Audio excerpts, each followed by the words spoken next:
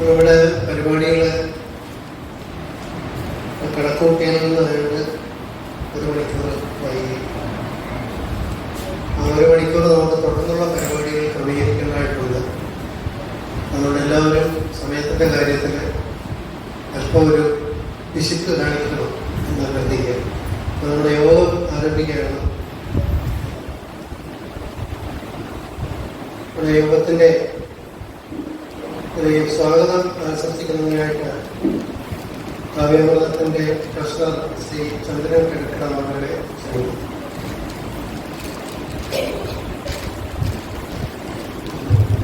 ബഹുമാന്യ ഈ സമ്മേളനത്തിന്റെ അധ്യക്ഷൻ Shri K V Ramanujan Thampi sir അവർ, ഈ സമ്മേളനം ഉദ്ഘാടനം ചെയ്തെത്തിയിട്ടുള്ള ജനറൽ ക്ലബിന്റെ പ്രസിഡന്റ് കൂടിയായ ശ്രീ പി വി തക്കളം, അതുപോലെ തന്നെ ഇതിന്റെ വിഷയാവതാരകൻ പ്രൊഫസർ ഡോക്ടർ ടി മധു സാർ, വേദിയിലും സദസ്സിലിരിക്കുന്ന ബഹുമാന്യരായ കവി സുഹൃത്തുക്കളെ, ബഹുമാന്യരെ, കാവ്യാമൃതം സാംസ്കാരിക വേദിയുടെ 7ാമത് വാർഷികാഘോഷ സമ്മേളനമാണ് ഇവിടെ നടക്കുന്നത്. കണക്കനുസരിച്ച് 7 എന്ന് പറയുമ്പോൾ വളരെ ചെറിയൊരു സംഖ്യയാണ്. പക്ഷേ 85ാമത് പ്രതിമാസ പ്രോഗ്രാമാണ് ഇന്നിവിടെ നടക്കുന്നത്. ഇപ്പൊ കഴിഞ്ഞ 85 മാസവുമായിട്ട് കാവ്യാമൃതം ഈ മണ്ണില് യാത്ര ചെയ്തുകൊണ്ടിരിക്കുകയാണ്. അവിടാണ് നമ്മുടെ പ്രസക്തി. ഒരുപക്ഷെ ശാസ്താംകോട്ട എന്ന് പറയുന്ന പ്രദേശം ലോക ഭൂപടത്തില് പേര് ഉള്ള ഒരു പ്രദേശമാണെങ്കിൽ കൂടി ഇന്നിവിടെ എത്തിയിട്ടുള്ള പലരും ശാസ്താംകോട്ട എന്നുള്ള പേരിൽ മാത്രം അറിയപ്പെടുകയും ശാസ്താംകോട്ട എന്താണ് എന്ന് കൂടുതൽ കാര്യങ്ങൾ അറിയപ്പെടാത്തവരുമാണ്. കലാ സാംസ്കാരിക സാഹിത്യ രംഗത്ത് 1947 ശേഷം എന്ന് പറയുമ്പോൾ നമുക്ക് ഇന്ത്യക്ക് സ്വാതന്ത്ര്യം കിട്ടിയതിനു ശേഷം ഒട്ടനവധി മേഖലകളിൽ നിറസാന്നിധ്യമായി പ്രവർത്തിച്ചു വരുന്ന ഒരു സമൂഹം ജീവിച്ച ഒരു പ്രദേശമാണ് ശാസ്താംകോട്ട. കഥകളിയായാലും നാടകമായാലും ശാസ്ത്രീയ സംഗീതമായാലും കവിതയായാലും അങ്ങനെ കലാ സാംസ്കാരിക രംഗം സാഹിത്യ രംഗങ്ങളിൽ കഴിഞ്ഞു പോയിട്ടുള്ള അല്ലെങ്കിൽ നമുക്ക് മുൻപേ ജനിച്ചു മരിച്ചിട്ടുള്ള ഒട്ടനവധി പ്രതിഭകൾ ഈ നാടിലൂടെ നടന്നു പോയിട്ടുണ്ട്. അവരുടെ പിൻഗാമിയായി അല്ലെങ്കിൽ പിൻഗാമികളായിട്ട് പ്രവർത്തിക്കുവാനുള്ള ഒരു അവസരമാണ് നമുക്ക് ഇവിടെ വന്നു ചേർന്നിട്ടുള്ളത്.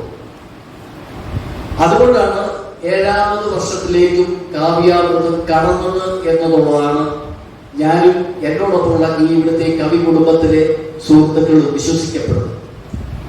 നമ്മളൊരു കാര്യം മനസ്സിലാക്കേണ്ടത് എന്ന് പറയുന്നത്, ഞാൻ കൂടുതൽ ദീർഘിപ്പിക്കുന്നില്ല എങ്കിൽ കൂടി, ശാസ്താംകോട്ട ദേവസ്വം ബോർഡ് കോളേജ് നമ്മുടെ ഇതിന്റെ വിഷയാവതാരകൻ ഇവിടെ എത്തിയ സ്ഥിതിക്ക് അദ്ദേഹം കൂടെ മനസ്സിലാക്കേണ്ടതായ ഒരു കാര്യം ഉണ്ടായതുകൊണ്ടാണ് ഞാൻ അക്കാര്യത്തെ പറ്റി സൂചിപ്പിക്കുന്നത്.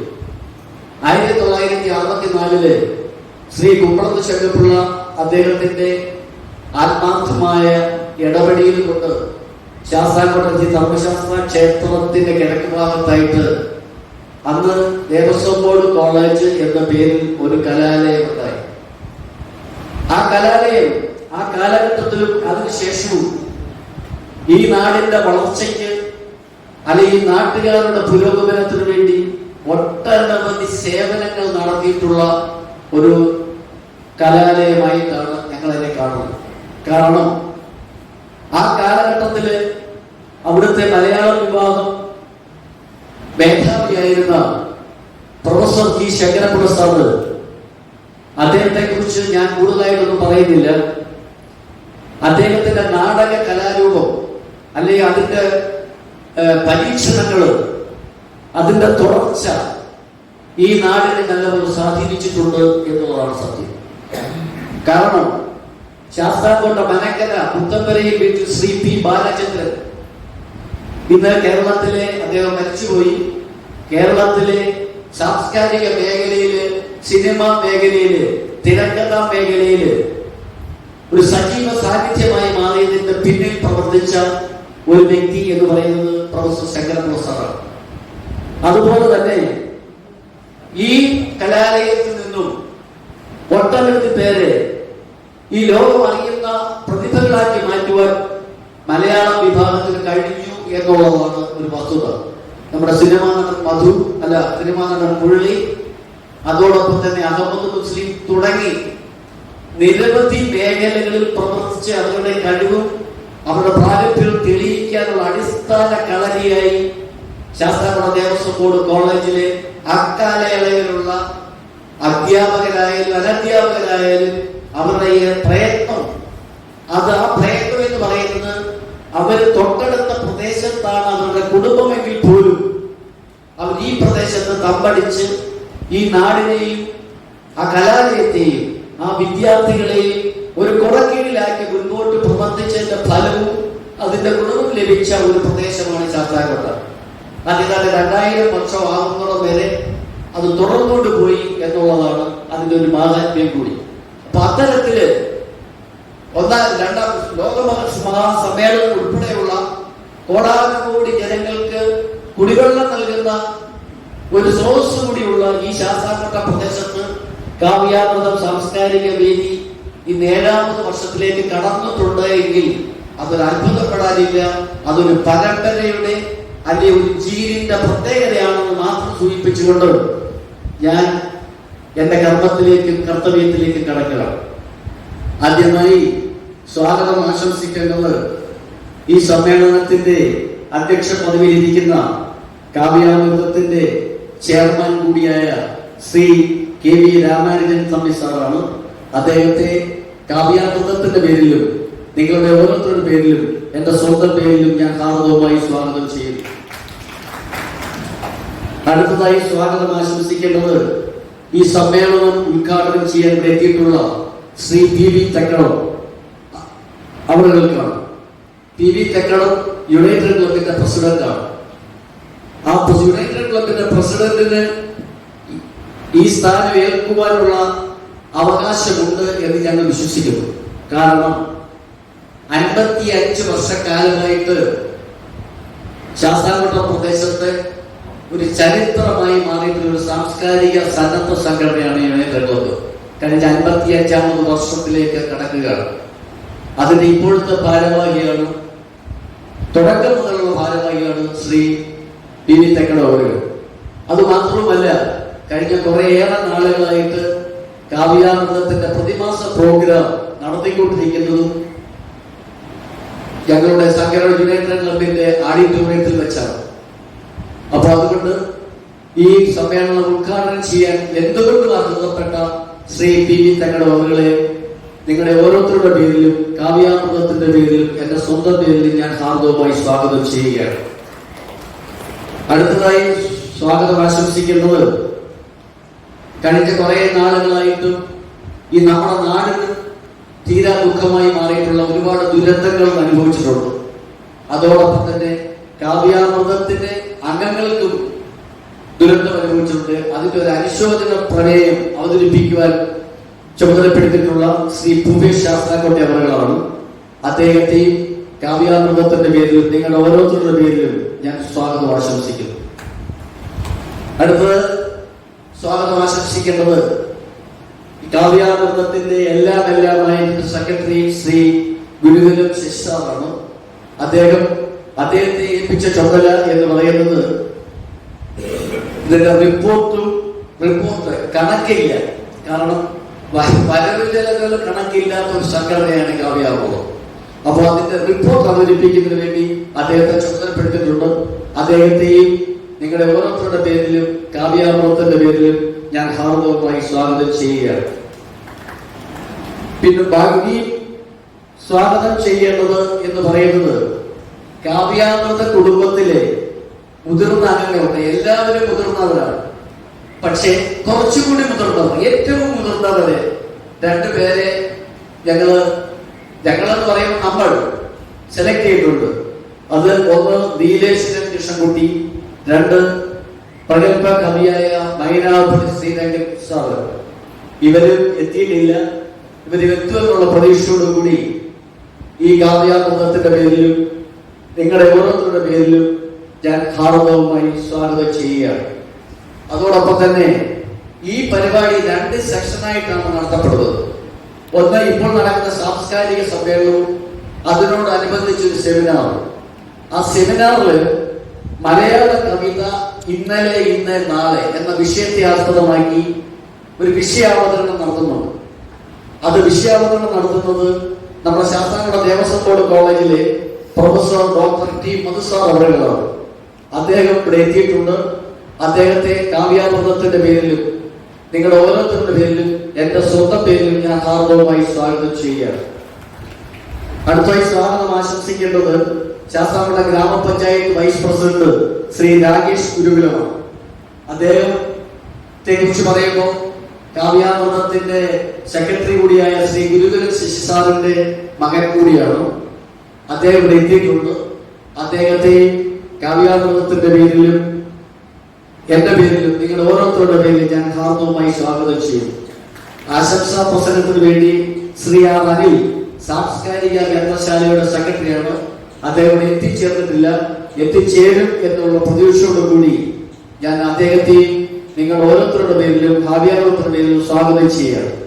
ഇതിനുശേഷം ഈ വിഷയ അവതരണത്തിന് ശേഷം പിന്നുള്ള നമ്മുടെ പ്രോഗ്രാം എന്ന് പറയുന്നത് ചർച്ചയും കവിസംഗവുമാണ്. ആ ചർച്ചയും കവിസംഗവും ഈ സമ്മേളനത്തിൽ വിഷയാവതരണത്തിന് ശേഷവും അതിനുശേഷവും ഉച്ചഭക്ഷണത്തിന് ശേഷവും നമ്മൾക്ക് ഇവിടെ നടന്നുകൊണ്ടിരിക്കും. അപ്പോൾ ഈ കവികളുടെ വിനയപൂർവ്വം അഭ്യർത്ഥിക്കാനുള്ളത് എന്ന് പറയുന്നത് എത്രമാത്രം ചുരുങ്ങിയ സമയം കൊണ്ട് അത് പൂർത്തീകരിച്ചാൽ അത് ഉപകാരപ്പെടും എന്നുള്ളതാണ്. ആ ചർച്ചയും കവിസംഗവും ഉദ്ഘാടനം ചെയ്യാൻ ഇവിടെ ചുമതലപ്പെടുത്തിയിട്ടുള്ളത് ശ്രീ എം താക ശൂരനാഥ് അവറുകളാണ്. അദ്ദേഹം കൃത്യസമയത്തിലെത്തുകയും അദ്ദേഹത്തെയും ഈ കാവ്യാമൃതത്തിന്റെ പേരിലും നിങ്ങളുടെ ഓരോരുത്തരുടെ പേരിലും ഞാൻ ഹാർദവമായി സ്വാഗതം ചെയ്യാം. പിന്നെ ഈ ചർച്ചയിൽ പങ്കെടുക്കുന്നവരുടെ പേര് 32 പേരുണ്ട്. അവരെ ഓരോരുത്തരെയും നമ്മൾക്ക് പേരെടുത്ത് പറയാൻ കഴിയില്ല. പക്ഷേ അവരെ അഭിനന്ദിക്കേണ്ടതായ ഒരു കാര്യം എനിക്കുണ്ട്. എനിക്ക് എന്ന് പറയുന്ന കാവ്യാമൃത കുടുംബത്തിനുണ്ട്. കാരണം വയോവൃദ്ധരായ കവി സുഹൃത്തുക്കള് എല്ലാ മാസവും കൃത്യം 2 മണിക്ക് യുണൈറ്റഡിന്റെ ഓഡിറ്റോറിയത്തിൽ എത്തുകയും 5:30 മണി വരെ അവിടെ നിന്ന് അവരുടെ സൃഷ്ടികൾ അവതരിപ്പിക്കുകയും ചെയ്യുന്ന ഒരു കർമ്മം കഴിഞ്ഞ 85 മാസമായിട്ട് 84 മാസമായിട്ട് നടന്നുകൊണ്ടിരിക്കുകയാണ്. തീർച്ചയായിട്ടും നമുക്കറിയാം 2 മണിക്ക് അവർ എത്തണമെങ്കിൽ അവരുടെ വീട്ടിൽ നിന്ന് 11 മണിക്ക് ഇറങ്ങി ഉച്ചയ്ക്ക് ശാസ്താംകോട്ടയിൽ ഏതെങ്കിലും ഒരു ഹോട്ടലിൽ കയറി ഭക്ഷണം കഴിച്ച് 2 മണിക്ക് ഓഡിറ്റോറിയത്തിൽ എത്തി വൈകുന്നേരം ഒരു ഗ്ലാസ് വെള്ളം പോലും കുടിക്കാതെ അവർ മടങ്ങിപ്പോയിക്കൊണ്ടിരിക്കുന്ന 84 മാസം. അത് ഒരു ഭയാനകമായ ഒരു ചിത്രം തന്നെയാണ് നമ്മൾ മനസ്സിലാക്കുന്നത്. കാരണം എന്ന് പറയുന്നത് ആ സൃഷ്ടിയോട്, കവിതയോട്, ആ സാഹിത്യത്തോടുള്ള അവരുടെ ആത്മാർത്ഥത. അത്തരത്തിലുള്ള 32 പേരുണ്ട് ഇവിടെ. അവരെ വളരെ സ്നേഹത്തോടെ, വളരെ ആദരവോടെ കാവ്യാമൃതത്തിന്റെ പേരിലും എന്റെ പേരിലും നിങ്ങളുടെ ഓരോരുത്തരുടെ പേരിലും ഞാൻ ഹാർദവമായി സ്വാഗതം ചെയ്യുകയാണ്. അതുപോലെ തന്നെ ഇവിടെ ഗാനം ആലപിക്കാൻ എത്താമെന്ന് പറഞ്ഞിട്ടുള്ള രാജു മാടമ്പശ്ശേരി, കുമാരി പ്രജാ വിജയൻ, സുരേഷ് ശാസ്താംകോട്ട, കുമാരി പാർവതി എസ് എന്നിവരെയും കാവ്യാമൃതത്തിന്റെ പേരിലും നിങ്ങളുടെ ഓരോരുത്തരുടെ പേരിലും ഞാൻ ഹാർദവമായി സ്വാഗതം ചെയ്തുകൊണ്ട് ഇതെന്റെ കൃതജ്ഞത രേഖപ്പെടുത്തുന്നതിന് വേണ്ടി ഏറ്റിട്ടുള്ള കാവ്യാമൃതത്തിന്റെ സെക്രട്ടറി ശ്രീ ഗുരുകുലൻ ശശി സാറിനെ ഒരിക്കൽ കൂടി ഹാർദവമായി സ്വാഗതം ചെയ്തുകൊണ്ട് ഞാൻ എന്റെ വാക്കുകൾ ചുരുക്കുന്നു. നന്ദി, നമസ്കാരം.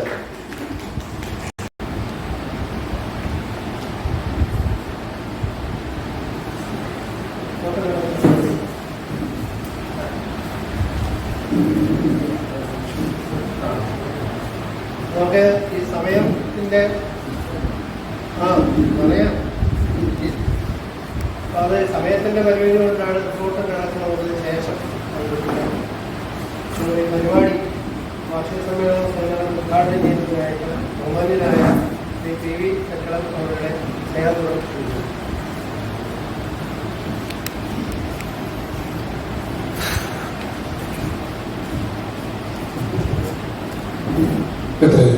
ബഹുമാനപ്പെട്ട ഈ കാവ്യാമൃതം പരിപാടിയുടെ അധ്യക്ഷൻ ശ്രീ രാമാനന്ദൻ സാർ, ഇവിടെ ഈ പരിപാടിയിൽ സ്വാഗതം ആശംസിച്ച ചന്ദ്രൻ, പിന്നെ എൻ്റെ റിപ്പോർട്ട് അവതരിപ്പിക്കാൻ ഇരിക്കുന്ന ഗുരുകുലം സംഘടനയുടെ സെക്രട്ടറി,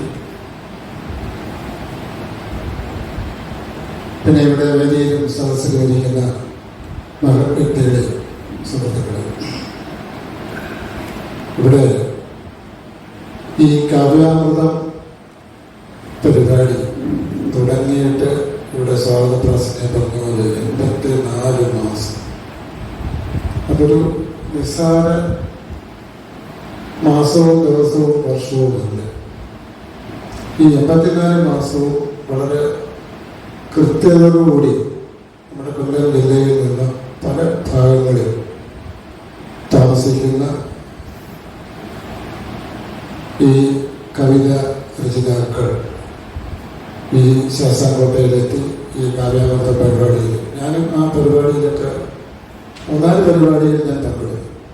വളരെ സന്തോഷകരമായ പരിപാടികൾ. ആ കവിതകൾ അവർ എഴുതി അവിടെ അവതരിപ്പിക്കുമ്പോൾ, ആ കവിത വായിച്ച് അവതരിപ്പിച്ച് കഴിയുമ്പോൾ അത് കേട്ടുകൊണ്ടിരിക്കുന്ന, ഞാനൊരു കവി എന്ന് പറഞ്ഞെങ്കിലും അത് കേൾക്കുമ്പോൾ തന്നെ എനിക്ക് തന്നെ അതിൻ്റേതായിട്ടുള്ള അർത്ഥങ്ങൾ, ഞാൻ പോകുമ്പോൾ വീട്ടിൽ ചെന്നിരുന്ന ആ കവിതയുടെ വരികളെ സംബന്ധിച്ച് എന്ത് ബുദ്ധിമുട്ടിയും പ്രയാസപ്പെട്ടുകൊണ്ടാണ് ഈ കവിത രചിക്കുന്നത് എന്നുള്ളത് ഈ കവിത രചിക്കുന്നവർക്ക്, ഈ കവിത ആസ്വദിക്കുന്നവർക്ക്, അത് കവിത ആലോചിക്കുമ്പോൾ അത് ആസ്വദിക്കുന്നവർക്കാണ് അതിൻ്റെ ആ മഹത്വം മനസ്സിലാകും.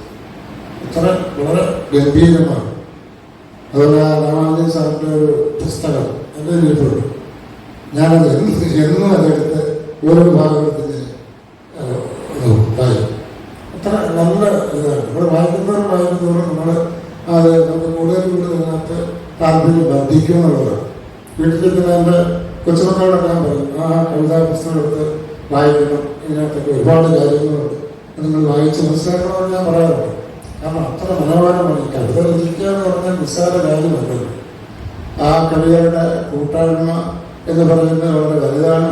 അതുപോലെ തന്നെ സാംസ്കാരിക രംഗത്ത്, സാംസ്കാരിക സമ്മേളനം കൂടിയാണ്. സാംസ്കാരിക രംഗത്തും അത് വളരെയേറെ പ്രകാരപ്രദമായി പോകുന്ന കവിതകളാണ്. കാരണം ഇന്ന് നമ്മൾ ഈ നാടിനെ അഭിമുഖീകരിക്കുന്ന ഒട്ടനവധി മാരകമായ വിഷയങ്ങളുണ്ട്. അതെല്ലാം ഈ കവിതകളിലൂടെ തന്നെ പ്രതിപാദിക്കുന്നു. ഇതൊക്കെയൊന്ന് വായിക്കുമ്പോൾ, ഇതൊക്കെയൊന്ന് മനസ്സിരുത്തി അതിനെക്കുറിച്ചൊന്ന് ചിന്തിക്കുമ്പോൾ നമ്മുടെ സാമൂഹിക പശ്ചാത്തലവും എന്താണ് എന്നുള്ളത് മനസ്സിലാക്കാനും അതനുസരിച്ച് നമ്മുടെ ജീവിത ചർച്ചകൾ മുൻപോട്ട് കൊണ്ടുപോകാനും സാധ്യമാകും എന്നുള്ളതാണ് എനിക്ക് മനസ്സിലാകുന്ന കാര്യം. അതുപോലെ തന്നെ ഇപ്പോൾ ഈ അധ്യക്ഷൻ തന്നെ പറഞ്ഞു, നമ്മുടെ ഈ സമ്മേളനത്തിന് തുടക്കത്തിൽ 9 മണിക്കായിരുന്നു, 11 മണിയായി. തന്നെയല്ല ഇപ്പോൾ സൂചിപ്പിച്ചത് 32 പേരുടെ ചർച്ചയുണ്ട്. ആ അത്രയും പേരുടെ ചർച്ചകളൊക്കെ തുടങ്ങി കഴിയുമ്പോൾ സമയം നമുക്ക് ഒട്ടും നമുക്ക് നിൽക്കത്തില്ല. ഒരു ദിവസം എന്ന് പറയുന്നത് 24 മണിക്കൂറാണ്. ഈ 24 മണിക്കൂർ 1 മിനിറ്റ് പോലും കൂട്ടാനും കുറയ്ക്കാനും നമുക്ക് പറ്റില്ല. അത് കുറയ്ക്കാനും കൂട്ടാനും നോക്കുന്നത് നമ്മുടെ പരിപാടിയിലൂടെ മാത്രം നമുക്ക് സമയം കുറയ്ക്കാം എന്നുള്ളത്. അപ്പോൾ ആ സമയത്തിനകത്ത് നമുക്ക് ഈ കാര്യങ്ങളെല്ലാം നടത്തുന്നതുകൊണ്ടില്ല. കൂടുതൽ ദീർഘമായിട്ട് കൂടുതൽ സംസാരിച്ചു പോകുന്നില്ല.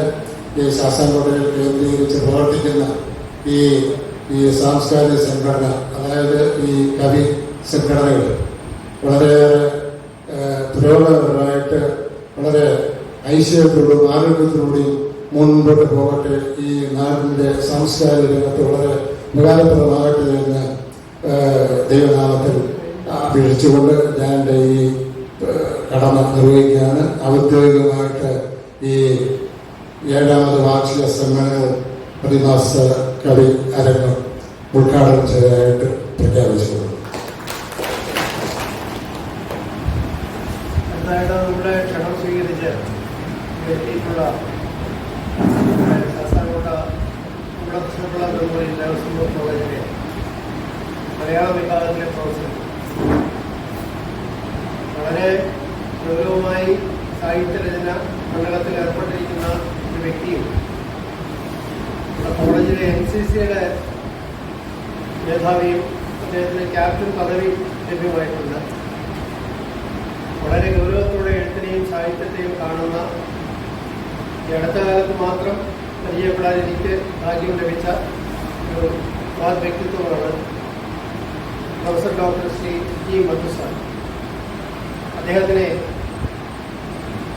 കവിത, മലയാള കവിത ഇന്നലെ ഇന്ന് നാളെ എന്ന വിഷയത്തെ ആസ്പദമാക്കി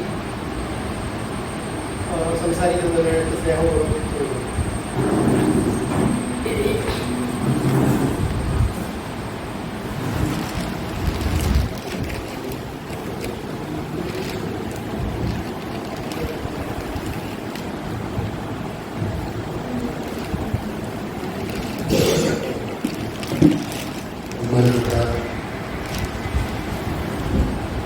കാവ്യാമൃതം സാംസ്കാരിക വേദിയുടെ വാർഷികാഘോഷ സമ്മേളനത്തിൻ്റെ അധ്യക്ഷനായിട്ടുള്ള രാമാനുജൻ സാർ, ഇതിൻ്റെ ഉദ്ഘാടകൻ,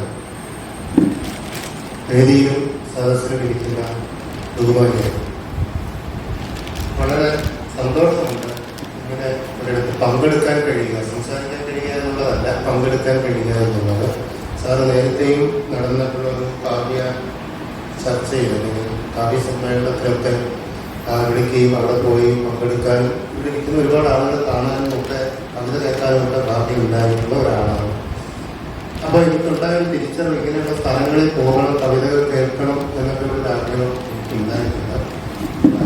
ഇപ്പോൾ ഇന്നിവിടെ നിൽക്കുന്നത് രാമാനുജൻ തമ്പി സാറ് എനിക്കൊരു കവിതയുടെ ചരിത്രം പറയുക എന്ന് പറയുന്നത് ഒരു ചെറിയ സമയത്ത് അസാധ്യമാണ് എന്നും ഒരു പ്രധാനപ്പെട്ട ഏരിയകളെ തൊട്ടുകൊണ്ട് നമുക്ക് ഇന്ന് വരികയും നാളെ എങ്ങനെയായിരിക്കാം എന്നൊന്നും ആലോചിക്കുകയും ചെയ്യാമെന്നാണ് ഞാൻ കരുതുന്നത്.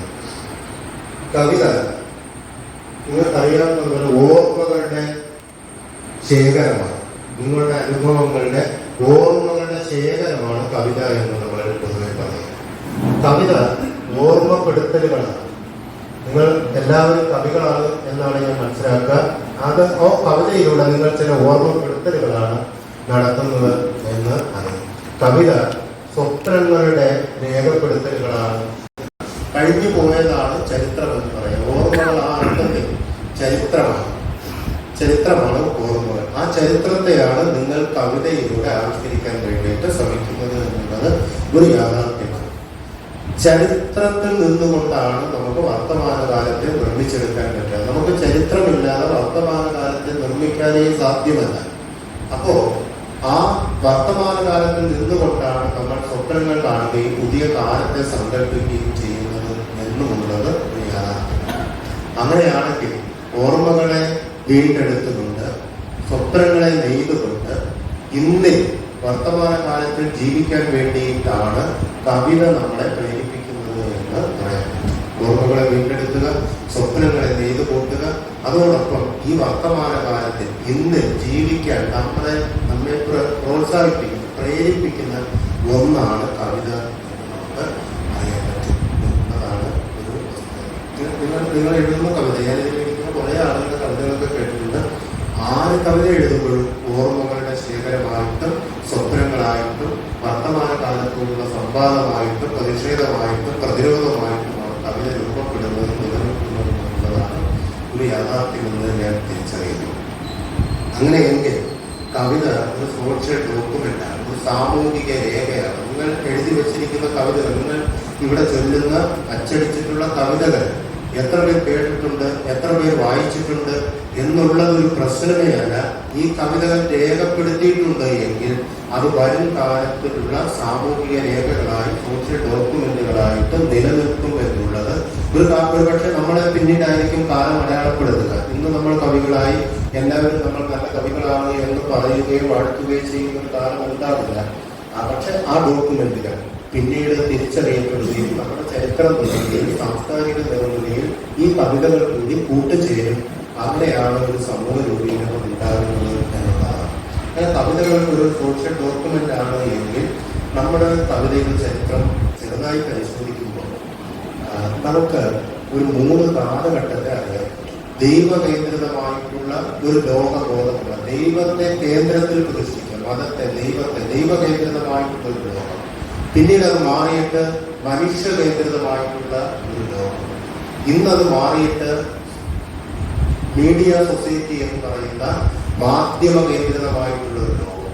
അങ്ങനെ നമുക്കൊരു കാലത്ത് വളരെ സൗകര്യത്തിന് വേണ്ടിയിട്ട് മൂന്നായി തിരിക്കാമെങ്കിൽ ദൈവകേന്ദ്രിതമായിട്ടുള്ളൊരു ലോകബോധവും മനുഷ്യ കേന്ദ്രിതമായിട്ടുള്ള ഒരു ലോകബോധവും യന്ത്രകേന്ദ്രിതമായിട്ടുള്ള മീഡിയ കേന്ദ്രിതമായിട്ടുള്ള ഒരു ലോകവും ഒരു കാലത്ത് നമ്മുടെ കവിത ഇതിനകത്ത് എങ്ങനെയൊക്കെ പ്രവർത്തിച്ചിട്ടുണ്ട് എന്നുള്ളത് ചെറുതായി സൂചിപ്പിക്കാമെന്നാണ് ഞാൻ വിചാരിക്കുന്നത്. കവിതയുടെ ചരിത്രം നമ്മുടെ നാടൻ പാട്ടുകളിലൂടെയാണ്. അതൊന്നും പറയാനായിട്ട് അങ്ങനെ വിചാരിക്കാനല്ല, ഞാൻ പെട്ടെന്ന് ഇതിലേക്ക് വരാം. നാടൻ പാട്ടുകളുടെ ഒരു കാലം നമ്മളെടുത്താൽ കവിതയുടെ ഒരു തന്നെ പറയുന്നത് ആ ഒരു കാലത്തെയാണ് പറയുന്നത്. നാടൻ പാട്ടുകൾ മനുഷ്യൻ അലഞ്ഞു നടക്കുന്ന, ചിതറി നടക്കുന്ന, ഒത്തൊരുമയില്ലാത്ത ഏതെങ്കിലും ഒരു ധർമ്മത്തിന്റെയോ ആശയത്തിന്റെയോ മേഖലയിൽ നിന്നുകൊണ്ട് ഒരുമിക്കുന്ന ഒരു സമൂഹമല്ലാത്ത കാലത്തെ പാട്ടുകളാണ് നാടൻ പാട്ട് എന്ന് വെച്ചാൽ. ചിതറിക്കിടക്കുന്ന, അലഞ്ഞു കിടക്കുന്ന ഒരു മൂല്യത്തിന്റെ അടിസ്ഥാനത്തിൽ, ഒരു ആശയത്തിന്റെ അടിസ്ഥാനത്തിൽ ഒത്തുചേരാൻ സാധ്യമല്ലാതിരുന്ന ഒരു മനുഷ്യകാലത്തിന്റെ ആഖ്യാനങ്ങൾ, ആവിഷ്കാരങ്ങളാണ് നാടൻ പാട്ടുകളായിട്ട്.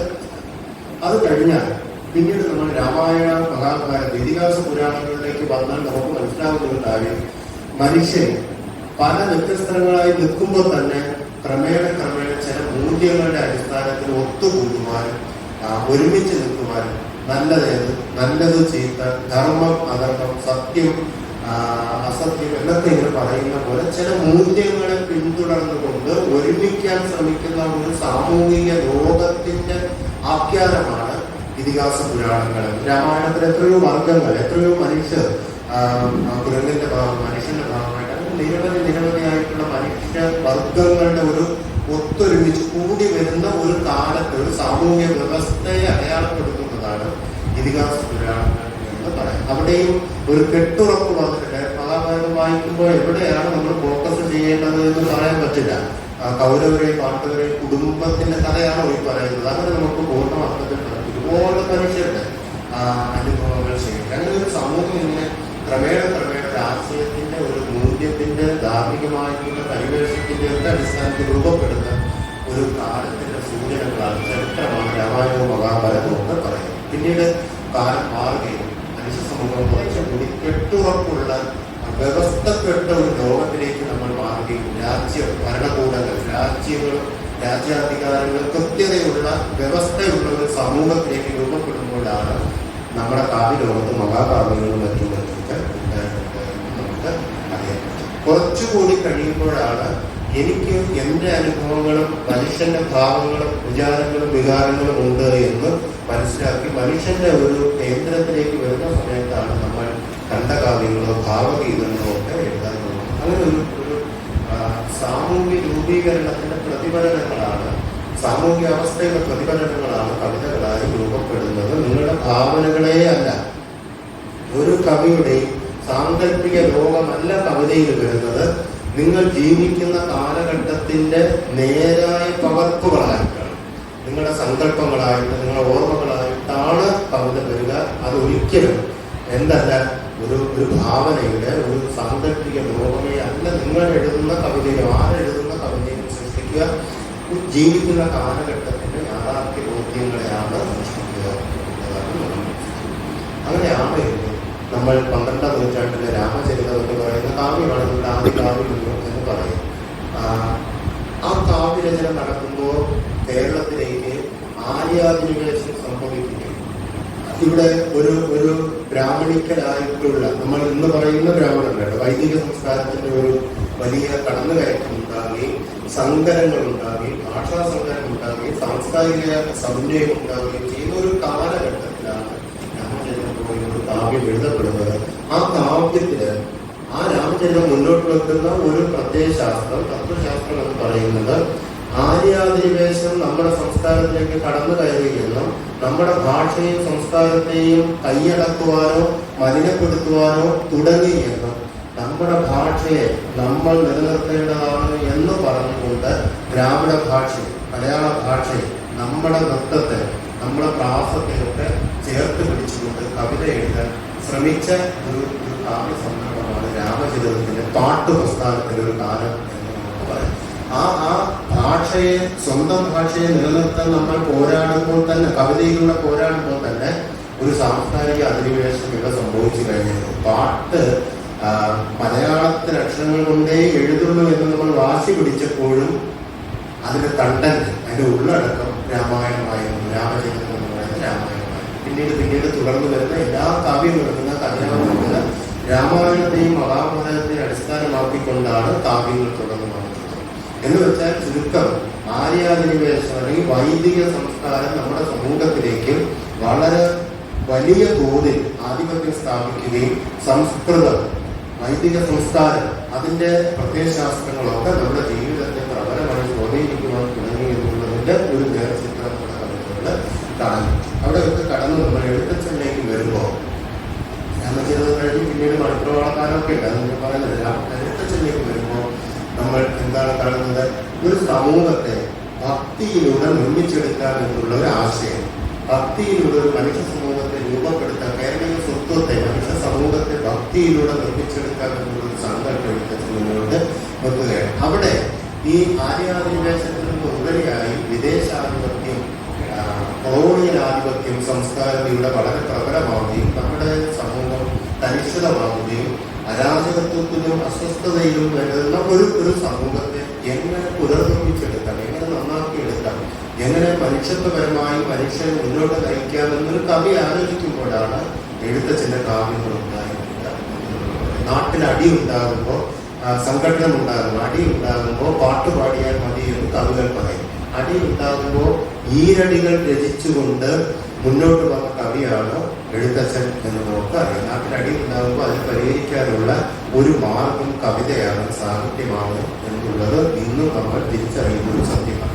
അങ്ങനെ ഈ ഈരടികളുടെ ഉള്ളിൽ താളമുണ്ട്, സംഗീതമുണ്ട്, സ്നേഹമുണ്ട്, കരുണയുണ്ട്, മനുഷ്യത്വമുണ്ട്, മാനവിക ബോധമുണ്ട്. ഈ ഈരടികളിലൂടെ ഈ കരുണയും സ്നേഹവും നന്മയും മഹത്വവും മാനവികത ബോധവും ഒക്കെ ഉള്ളടക്കം ചെയ്ത് ഈ ഈരടികളിലൂടെ അത് വീടുകളിൽ പാടാൻ വേണ്ടിയിട്ട്, നാട്ടിൽ പാടാൻ വേണ്ടിയിട്ട് ആലോചിക്കുകയും അങ്ങനെ ചെയ്യുകയും മനുഷ്യൻ ഒരുമയിലൂടെ, ഭക്തിയിലൂടെ മാനവീയതയിലേക്ക് സഞ്ചരിക്കുന്ന ഒരു ചരിത്രമാണ് എഴുത്തച്ഛനിലൂടെ നമ്മൾ കാണാൻ കഴിയുന്നത്. അത് പിന്നീട് തുള്ളലിലേക്ക് വരുമ്പോൾ ഈ വിദേശാധിപത്യം, കൊളോണിയൽ സംസ്കാരം കൂടുതൽ വ്യാപിക്കുകയും നമ്മുടെ സംസ്കാരത്തെ ആകെ വിഴുങ്ങുകയും ചെയ്യുന്ന കാലത്ത് 18ാം നൂറ്റാണ്ടിലും കേരളീയ ചരിത്രത്തിന്റെ നേരെയാണ് കുറിച്ചുകൊണ്ടിരിക്കാൻ നമുക്ക് കാണാൻ പറ്റും. അത് നമ്മൾ അമ്പലത്തിൽ പോയിരുന്നിട്ട് കല്യാണ സമിതിയോ കാണുമ്പോൾ, മറ്റേതെങ്കിലും കവിതകൾ ആട്ടമായിട്ട് കാണുമ്പോൾ ഒരു താളബോധത്തിൽ നമ്മൾ കൈയടിക്കുകയും മനസ്സിലാക്കുകയും അല്ല ചെയ്യേണ്ടത്. ആ കവിതയിൽ നിരവധിയായിട്ടുള്ള മനുഷ്യാനുഭവങ്ങൾ, ചരിത്രങ്ങൾ, നമ്മുടെ ഭക്ഷണ സംസ്കാരം, കേരളീയ ഭക്ഷണ സംസ്കാരം, പരിസ്ഥിതിയെ കുറിച്ചിട്ടുള്ളൊരു ബോധം, ആയോധന സംസ്കാരം, രാജ്യവ്യവസ്ഥകൾ, സാമൂഹിക നിലകൾ, ജാതി ബോധങ്ങൾ, ഇങ്ങനെയൊക്കെ എന്തെല്ലാം രീതിയിലാണ് കേരള ചരിത്രം മുന്നോട്ട് 18ാം നൂറ്റാണ്ടിൽ സഞ്ചരിച്ചത് എന്നതിന്റെ നേർരേഖയാണ് തുടർ കൃതികൾ എന്ന് നമുക്ക് മനസ്സിലാക്കാൻ കഴിയും. അവിടെ നിന്ന് നമ്മൾ ഈ കവിതകളൊക്കെ രാമചരിതവും എഴുത്തച്ഛന്റെയും തുള്ളലിന്റെയൊക്കെ കൃതികൾ നമ്മൾ പഠിക്കുമ്പോൾ നമുക്ക് മനസ്സിലാക്കാൻ കഴിയും ഇവരെല്ലാം മുന്നോട്ട് നയിച്ചത് ദൈവം എന്ന് പറയുന്ന ഈ പ്രപഞ്ചം ദൈവ സൃഷ്ടിയാണ് എന്ന്, ദൈവത്തിന് കീഴിൽ ജീവിക്കാൻ വിധിക്കപ്പെട്ടവരാണ്, അല്ലെങ്കിൽ പരിഗണിക്കപ്പെട്ടവരാണ്, അല്ലെങ്കിൽ അനുഗ്രഹിക്കപ്പെട്ടവരാണ് നമ്മൾ എന്നുള്ളൊരു ബോധം, ദൈവകേന്ദ്രിതമായിട്ടുള്ള ഒരു സമൂഹത്തിന്റെ ആവിഷ്കാരങ്ങളായിരുന്നു ഇവരുടെയൊക്കെ കാലഘട്ടത്തിൽ ആട്ടക്കഥ എഴുതാനും എന്തെങ്കിലും. പക്ഷേ പിന്നീട് 20ാം നൂറ്റാണ്ട് എത്തുമ്പോഴത്തേക്ക് നമ്മുടെ കാലത്ത് നവോത്ഥാന ആശയങ്ങൾ വരികയും ആധുനിക സാമൂഹിക രൂപീകരണം സാധ്യമാകുകയും ചെയ്യും. അങ്ങനെ അരുവിപ്പുറത്ത് 1888 ശിവപ്രതിഷ്ഠ നടത്തുമ്പോൾ നാം നമ്മുടെ ശിവനെയാണ് പ്രതിഷ്ഠിച്ചത് എന്ന് പറയുന്നത്. ഞാൻ എൻ്റെ ശിവനെ പ്രതിഷ്ഠിക്കാം, നിങ്ങളുടെ ശിവനെ പ്രതിഷ്ഠിക്കാം.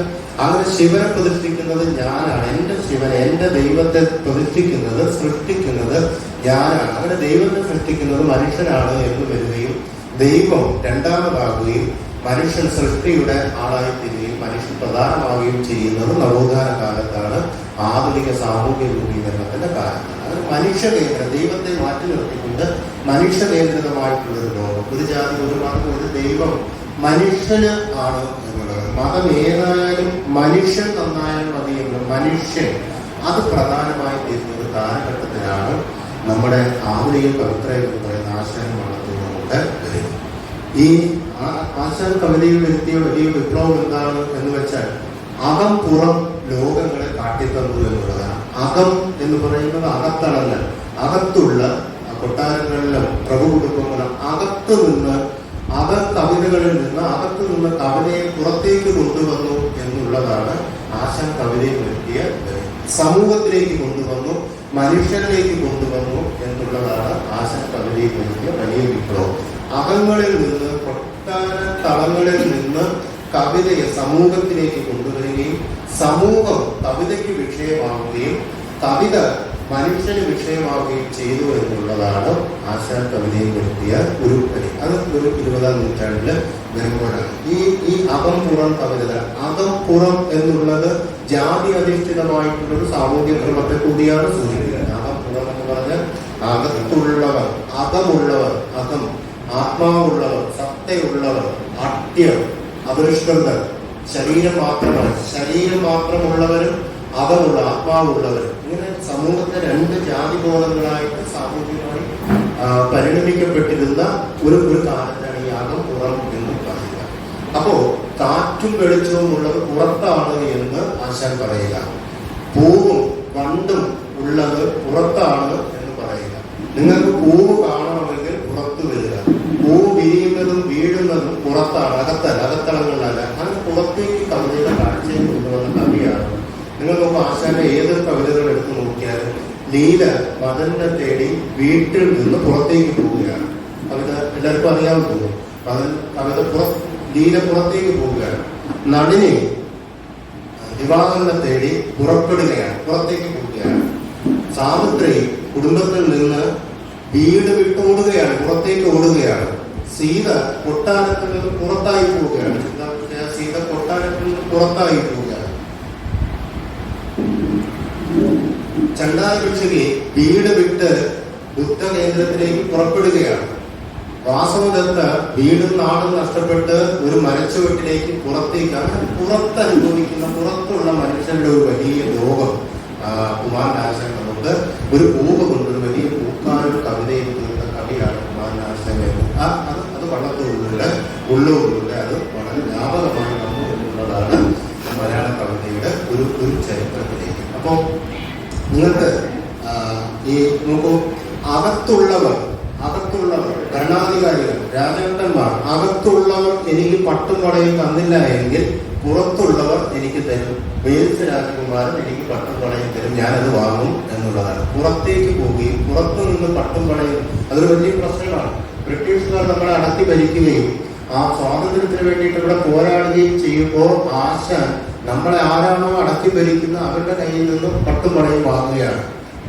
ഇത് നേരായ വഴിക്ക് നോക്കുമ്പോൾ അതൊരു തെറ്റായ പ്രവൃത്തിയായിട്ട് തോന്നും. ആശാൻ അത് ശരിയായിട്ട് തോന്നും. കാര്യം ഒരു കവിയായി, മഹാകവിയായിട്ട് വള്ളത്തോളിനെയും ഉള്ളൂരിനെയും കൊട്ടാരങ്ങളും രാജകുടുംബങ്ങളും രാജാക്കന്മാരും പട്ടും പടയും അവിടെ നിന്ന് കൊടുക്കുമ്പോൾ ആശാന് ഈ കൊട്ടാരങ്ങളിൽ നിന്ന് അകത്തു നിന്ന് പട്ടും പടയും കിട്ടാതെ വരികയും അത് മറ്റൊരിടത്തിൽ നിന്ന് പുറത്തു നിന്ന് കിട്ടുകയും ചെയ്യുന്നു എന്നുള്ളത്, ഒരു കാലം എങ്ങനെ ചിന്തിക്കുന്നു എന്നുള്ളതും ഒരു കാലം എങ്ങനെ മനുഷ്യനെ മാറ്റി തീർക്കുന്നു എന്നുള്ളതും വലിയൊരു ചരിത്രം ആ കവിതകളെല്ലാം ഉണ്ട്. ഇത് വള്ളത്തോളിലൂടെ തുടരുകയും നിലനിൽക്കുന്ന അനീതികൾക്കും അയിത്താചാര വിശ്വാസങ്ങൾക്കും മനുഷ്യത്തിനെ അടിച്ചമർത്തുന്ന പ്രക്രിയകൾക്കും എതിരെയുള്ള ഒരു പ്രതിഷേധമായിട്ട്, സർഗാത്മക പ്രതിരോധമായിട്ടാണ് കവിത പിന്നീട് വരുന്നത്.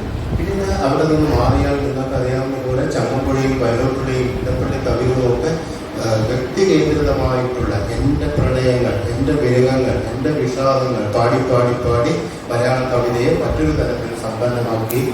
അതോടൊപ്പം തന്നെയാണ് സാമൂഹ്യമായിട്ടുള്ള വാഴപ്പുരകൾ എഴുതുകയും ചെയ്യുന്നത്. വാഴപ്പുരകൾ തന്നെ നമ്മൾ പറഞ്ഞാൽ മണിക്കൂറുകൾ എടുത്ത് പറയേണ്ട ഒന്നാണ്. ഒരു സാമ്പത്തിക ശാസ്ത്രം കാണാമെന്നുള്ളത്, വാഴാരാണ്, വെട്ടുന്നതാരാണ്, തിന്നുന്നതാരാണ് എന്ന് ഉള്ള ഒരു വലിയ സാമ്പത്തിക ശാസ്ത്രം ഒരു വാഴപ്പുര എന്ന് പറയുന്നത് കവിതയിൽ കിടപ്പുണ്ട് എന്നുള്ളതാണ്. അവിടെ നിന്ന് ഇടപ്പള്ളിയിലേക്കും വൈലോപ്പള്ളിയിലൊക്കെ കവിത സഞ്ചരിച്ച് ആധുനികതയിൽ എത്തുമ്പോൾ ലോകമാകെ മാറിപ്പോവുകയും നമുക്ക് സ്വാതന്ത്ര്യം കിട്ടുകയും നമുക്ക് കിട്ടിയ സ്വാതന്ത്ര്യം അർത്ഥപൂർണ്ണമല്ല എന്നും മനുഷ്യൻ ഒറ്റപ്പെട്ടു പോയിരിക്കുന്നു എന്നും നിരവധി യുദ്ധങ്ങളും ഭരണകൂട അഴിമതിയും ഒക്കെ ചേർന്ന് മനുഷ്യനെ ഞെരുക്കുകയാണ് എന്നും ഞാൻ ആരാണ് എന്നും ജീവിതം നശ്വരമാണ് എന്നും ഈ ലോകത്ത് ജീവിക്കാൻ മനുഷ്യൻ അസാധ്യമാണ് എന്നുള്ള ഒരു നിരാശയുടെ നൈരാശ്യബോധത്തിന്റെ മരണാവബോധത്തിന്റെ ഒരു ചിന്ത മനുഷ്യന് വളർത്തുകയും അതിന്റെ ആവിഷ്കാരങ്ങളായിട്ട് ആധുനിക കവികൾ അയ്യപ്പ പണിക്കരും സച്ചിദാനന്ദനും ഒക്കെ നിരവധിയായിട്ടുള്ള KG ശങ്കരപ്പിള്ളയൊക്കെ എഴുതി വരുന്നതാണ് നമുക്ക് കാണാൻ പറ്റും. അവിടെ നിന്ന് മാറി 1980 2000-ലേക്ക് കവിത വരുമ്പോൾ എല്ലാ വ്യവസ്ഥകളും വീണ്ടും മാറുന്നു എന്നുള്ളതാണ്. ആ വ്യവസ്ഥ എന്ന് പറയുന്നത് നവമുതലാളിത്തം, കൺസ്യൂമർ സൊസൈറ്റി രൂപപ്പെടുന്നു എന്നുള്ളതാണ്. പുതിയ ആഗോളവൽക്കരണ ലോകം രൂപപ്പെടുകയും ലോകം ഒരു കമ്പോളമായി മാറുകയും എല്ലാം ഉൽപ്പന്നങ്ങളാകുകയും ലക്ഷ്യം ലാഭം മാത്രമാകുകയും ചെയ്യുന്ന ഒരു കാലം രൂപപ്പെട്ടു വരുന്നു. ആഗോളവൽകൃത, അതായത് കടകൾ മാറി, ചന്തകൾ മാറി, സൂപ്പർ മാർക്കറ്റുകൾ വരുന്നു, മാളുകൾ വരുന്നു, കൺസ്യൂമർ സൊസൈറ്റി രൂപപ്പെടുന്ന ഒരു ഉത്തരാധുനിക പോസ്റ്റ് മോഡേണിസം എന്ന് പറയുന്ന ഒരു കാലം രൂപപ്പെടുമ്പോൾ നമ്മുടെ കവിതയുടെ ഉള്ളടക്കവും കവിതയുടെ ഭാഷയും എല്ലാം മാറും. അവിടെ പ്രശ്നം എന്താണെന്ന് വെച്ചാൽ നമ്മുടെ പ്രകൃതിയിലേക്ക് ഈ ആഗോളവൽക്കൃത ശക്തികൾ പ്രകൃതിയിലേക്ക് കടന്നു കയറുകയും നമ്മുടെ പ്രകൃതിയെ നോക്കി നിങ്ങൾ കുന്ന് കാണാനില്ല, പാറക്കൂട്ടങ്ങൾ കാണാനില്ല, നദികൾ കാണാനില്ല, വെള്ളം മലിനമാകുന്നു. അല്ലെങ്കിൽ കാസർഗോഡ് പോലെയുള്ള എൺമകജ പോലെയുള്ള സ്ഥലങ്ങളിലൊക്കെ പ്രകൃതിയിലുള്ള അനവധി കയ്യേറ്റങ്ങൾ ഉണ്ടാകുമ്പോൾ നമ്മൾ പ്രകൃതിയെ നിലനിർത്താൻ വീണ്ടെടുക്കാനുള്ള സമര പദ്ധതിയുമായിട്ട് 1975 സൈലന്റ് വാലി പ്രക്ഷോഭമായിട്ടൊക്കെ പോകുമ്പോൾ കാലം മാറുകയാണ്. കോർപ്പറേറ്റുകൾക്ക് വിറ്റഴിക്കാനുള്ള, ചൂഷണം ചെയ്യാനുള്ള ഉപാധിയല്ല പ്രകൃതിയെന്നും അതിനെ നമുക്ക് വരും തലമുറയ്ക്ക് നിലനിർത്താനും ജീവിക്കാനും ഉള്ളതാണ് എന്ന് തിരിച്ചറിവ് വരുമ്പോഴാണ് നിങ്ങൾ എഴുതുന്ന കവിതകളിൽ പരിസ്ഥിതി ലോകം കടന്നു വരുന്നത്. അന്ന് ഞാൻ അവിടെ കേട്ട കവിതകളിലൊക്കെ ശാസ്താംകോട്ട കായൽ നിരവധി തവണ കവിതകളൊക്കെ ആവർത്തിക്കപ്പെട്ടിട്ടുണ്ട്. അല്ലെങ്കിൽ ഇനി വരുന്നൊരു തലമുറയ്ക്ക് ഇവിടെ ജീവിതം സാധ്യമാകുന്ന കവിത നമ്മൾ കൂടെ പാടിക്കൊണ്ടിരിക്കുന്നു. അങ്ങനെ പ്രകൃതിയെ വീണ്ടെടുക്കാനുള്ള പാരിസ്ഥിതിക അവബോധമുള്ള പരിസ്ഥിതിയുടെ രാഷ്ട്രീയം നിങ്ങൾ എഴുതുന്ന കവിതകൾ കടന്നു വരുന്നത് ഈ ഉത്തരാധുനിക കാലത്താണ് എന്നുള്ളതാണ്. അപ്പോഴാണ് ദളിതരായിട്ടുള്ള മനുഷ്യരുടെ ജീവിതങ്ങൾ ഞങ്ങളുടെ ഒരക്ഷരവും എവിടെയും കണ്ടില്ല എന്ന് പൊയ്കേലപ്പച്ചനെ പോലെയുള്ള കവികൾ സങ്കടപ്പെടുകയും ഞങ്ങളുടെ ചരിത്രം ഒരു കവിതയിൽ കാണാനില്ല, നമ്മുടെ അക്ഷരങ്ങൾ, നമ്മുടെ ജീവിതങ്ങൾ ഒരു കവിതയിൽ കാണാനില്ല എന്ന് തിരിച്ചറിയുകയും ദളിതർ അവരുടെ ഭാഷയും അവരുടെ സംസ്കാരവും അവരുടെ ജീവിതവും അവരുടെ ജീവിത പരിസരങ്ങളും ഒക്കെ കവിതയിലേക്ക് കൂട്ടിക്കൊണ്ടുവരാൻ വേണ്ടി ശ്രമിക്കുന്നത് ഈ ഉത്തരാധുനിക കാലത്താണ്. 80-90-കൾക്ക് ശേഷമാണ്. സ്ത്രീകൾ തിരിച്ചറിയുന്ന ഒരു സത്യം, ആണുങ്ങൾ ഉണ്ടാക്കി വെച്ചിരിക്കുന്ന പെണ്ണുങ്ങളാണ്. ആണുങ്ങൾ എങ്ങനെയാണോ പെണ്ണുങ്ങളെ കാണുന്നത്, എനിക്ക് എങ്ങനെയാണോ ഒരു സ്ത്രീ കാണേണ്ടത്, ആ സങ്കല്പങ്ങളാണ് കവിതയിൽ ഉണ്ടാക്കി വെച്ചിരിക്കുന്നത് എന്നും ശരിയായ പെണ്ണുങ്ങൾ കവിതയിൽ ഇല്ല എന്നും, അപ്പോൾ പെണ്ണനുഭവങ്ങൾ പെണ്ണിനാണ് എഴുതാൻ പറ്റുന്നത് എന്നും പെണ്ണിന് മറ്റൊരു അനുഭവ ലോകങ്ങളെ പങ്കുവെക്കാനുണ്ട് എന്നും അവരുടെ ഭാഷ വേറെയാണെന്നും വിചാര വികാരങ്ങൾ വേറെയാണ് എന്നും പെണ്ണ് തിരിച്ചറിയുമ്പോഴാണ് പെണ്ണെഴുത്ത് എന്ന് പറയുന്ന ഒരു സംഗതി രൂപപ്പെട്ടു വരിക. അതും ഈ ഉത്തരാധുനിക കാലത്ത് പരിസ്ഥിതിയുടെ കവിതകൾ, ദളിത് അവബോധത്തിന്റെ കവിതകൾ, പെൺ രാഷ്ട്രീയത്തിന്റെ കവിതകളൊക്കെ വരുന്നത് ഈ വർത്തമാന കാലത്താണ്. നിങ്ങൾ എഴുതുന്ന കവിതകളൊക്കെ അവിടെയും ഇവിടെയും ഒക്കെ ഈ രാഷ്ട്രീയം, ദളിത് രാഷ്ട്രീയം, പരിസ്ഥിതി രാഷ്ട്രീയം, സ്ത്രീ രാഷ്ട്രീയം, നിങ്ങളുടെ കവിതകൾ നിങ്ങൾ വായിക്കുന്ന എഴുതുന്ന വർത്തമാനകാല രാഷ്ട്രീയ കവിതയിൽ ഇങ്ങനെ ഉണർന്നുകൂടി സമൂഹത്തോട് പ്രതിഷേധിച്ചുകൊണ്ട് നിൽക്കുന്നുണ്ട് എന്നുള്ളത് അതാണ് കവിതയുടെ ഒരു വർത്തമാനം. അതിനകത്ത് പി രാമനെ പോലെയുള്ള, ടി രാമേന്ദ്രനെ പോലെയുള്ള, റഫീഖ് അഹമ്മദിനെ പോലെയുള്ള, ബീരാൻകുട്ടിയെ പോലെയുള്ള, എസ് ജോസഫിനെ പോലെയുള്ള, എം.ആർ. രേണുകുമാറിനെ പോലെയുള്ള, എം.പി. മനോജനെ പോലെയുള്ള, അനിതാ തമ്പിയെ പോലെയുള്ള നിരവധിയായിട്ടുള്ള കവികൾ ഈ വർത്തമാന കാലത്ത് നിന്നുകൊണ്ട് ഈ കാലത്തോട്, അതായത് കോർപ്പറേറ്റുകൾ നമ്മുടെ ജീവിതത്തെ മലിനപ്പെടുത്തുകയാണ്, ചൂഷണം ചെയ്യുകയാണ് എന്ന് തിരിച്ചറിയാം. നമുക്ക് ആ അറിവുണ്ടായിട്ടും തിരിച്ചൊന്നും ചെയ്യാൻ പറ്റാതെ അതിൻ്റെ ഉള്ളിൽ അകപ്പെട്ടു പോകുന്ന മനുഷ്യന്റെ വേവലാതികളാണ് പുതിയ കവിതകൾ, ഇന്നിന്റെ കവിതകൾ ആവിഷ്കരിക്കാൻ വേണ്ടി ശ്രമിക്കുന്നത് എന്ന് നമ്മൾ ഈ കവിതകൾ വായിച്ചാൽ നിങ്ങളുടെ കവിതകൾ വീണ്ടും വീണ്ടും ഓർത്തെടുത്താൽ നിങ്ങൾ അങ്ങനെ തന്നെയാണ് പറയുന്നത് എന്നാണ് ഞാൻ വിശ്വസിക്കുന്നത്. ഇന്നിൻ്റെ കാലത്തിൻ്റെ ചരിത്രമാണ്, ഇന്നത്തെ രാഷ്ട്രീയമാണ്, ഇന്നത്തെ സാമൂഹിക സാംസ്കാരിക ജീവിതങ്ങളാണ് നിങ്ങളുടെ കവിതകൾ. അതിൽ തീർച്ചയായിട്ടും ശാസ്ത്രകാരന് വരും, അഷ്ടമുടിക്കായന് വരും, അല്ലെങ്കിൽ കുന്നിടിക്കുന്നതിനെ കുറിച്ചിട്ട് വരും, അല്ലെങ്കിൽ സ്ത്രീയുടെ അനുഭവങ്ങൾ വരും, സൈബർ ലോകത്തെ ജീവിതങ്ങൾ വരും, ഒക്കെ വരും. നാളെയുള്ള കവിത എന്തായിരിക്കും എന്നുള്ളത് തത്വമാണ്. നാളെ കവിത എന്തായിരിക്കും എന്നറിയുമെന്നുള്ളത് ഇന്ന് നമ്മൾ ഏത് ലോകത്താണ് ജീവിക്കുന്നത് എന്നുള്ളത് വളരെ ഇത്രയും കാലം നമ്മളൊരു സാമൂഹ്യ ജീവിയായി സമൂഹത്തോടൊപ്പം സഞ്ചരിക്കുകയും അവരോടൊപ്പം പ്രവർത്തിക്കുകയും ചെയ്യുന്നവരാണ് എങ്കിൽ സാമൂഹ്യ ജീവികളായിട്ടുള്ള മനുഷ്യർ ഇന്ന് സാമൂഹ്യ മാധ്യമ ജീവികളായിട്ട് മാറി. സാമൂഹ്യ മാധ്യമങ്ങളാണ് ഫേസ്ബുക്ക് പോലെയുള്ള വാട്സപ്പ് പോലെയുള്ള സാമൂഹിക മാധ്യമങ്ങളാണ് ഇന്ന് മനുഷ്യനെ നിർണയിക്കുന്നത്, നിശ്ചയിക്കുന്നത്, ജീവിക്കാൻ പ്രേരിപ്പിക്കുന്നത്. സാമൂഹ്യ മാധ്യമങ്ങളുടെ ഉള്ളിൽ ജീവിക്കുന്ന മനുഷ്യനാണ് നമ്മൾ ഇന്ന് എന്നുള്ളത്.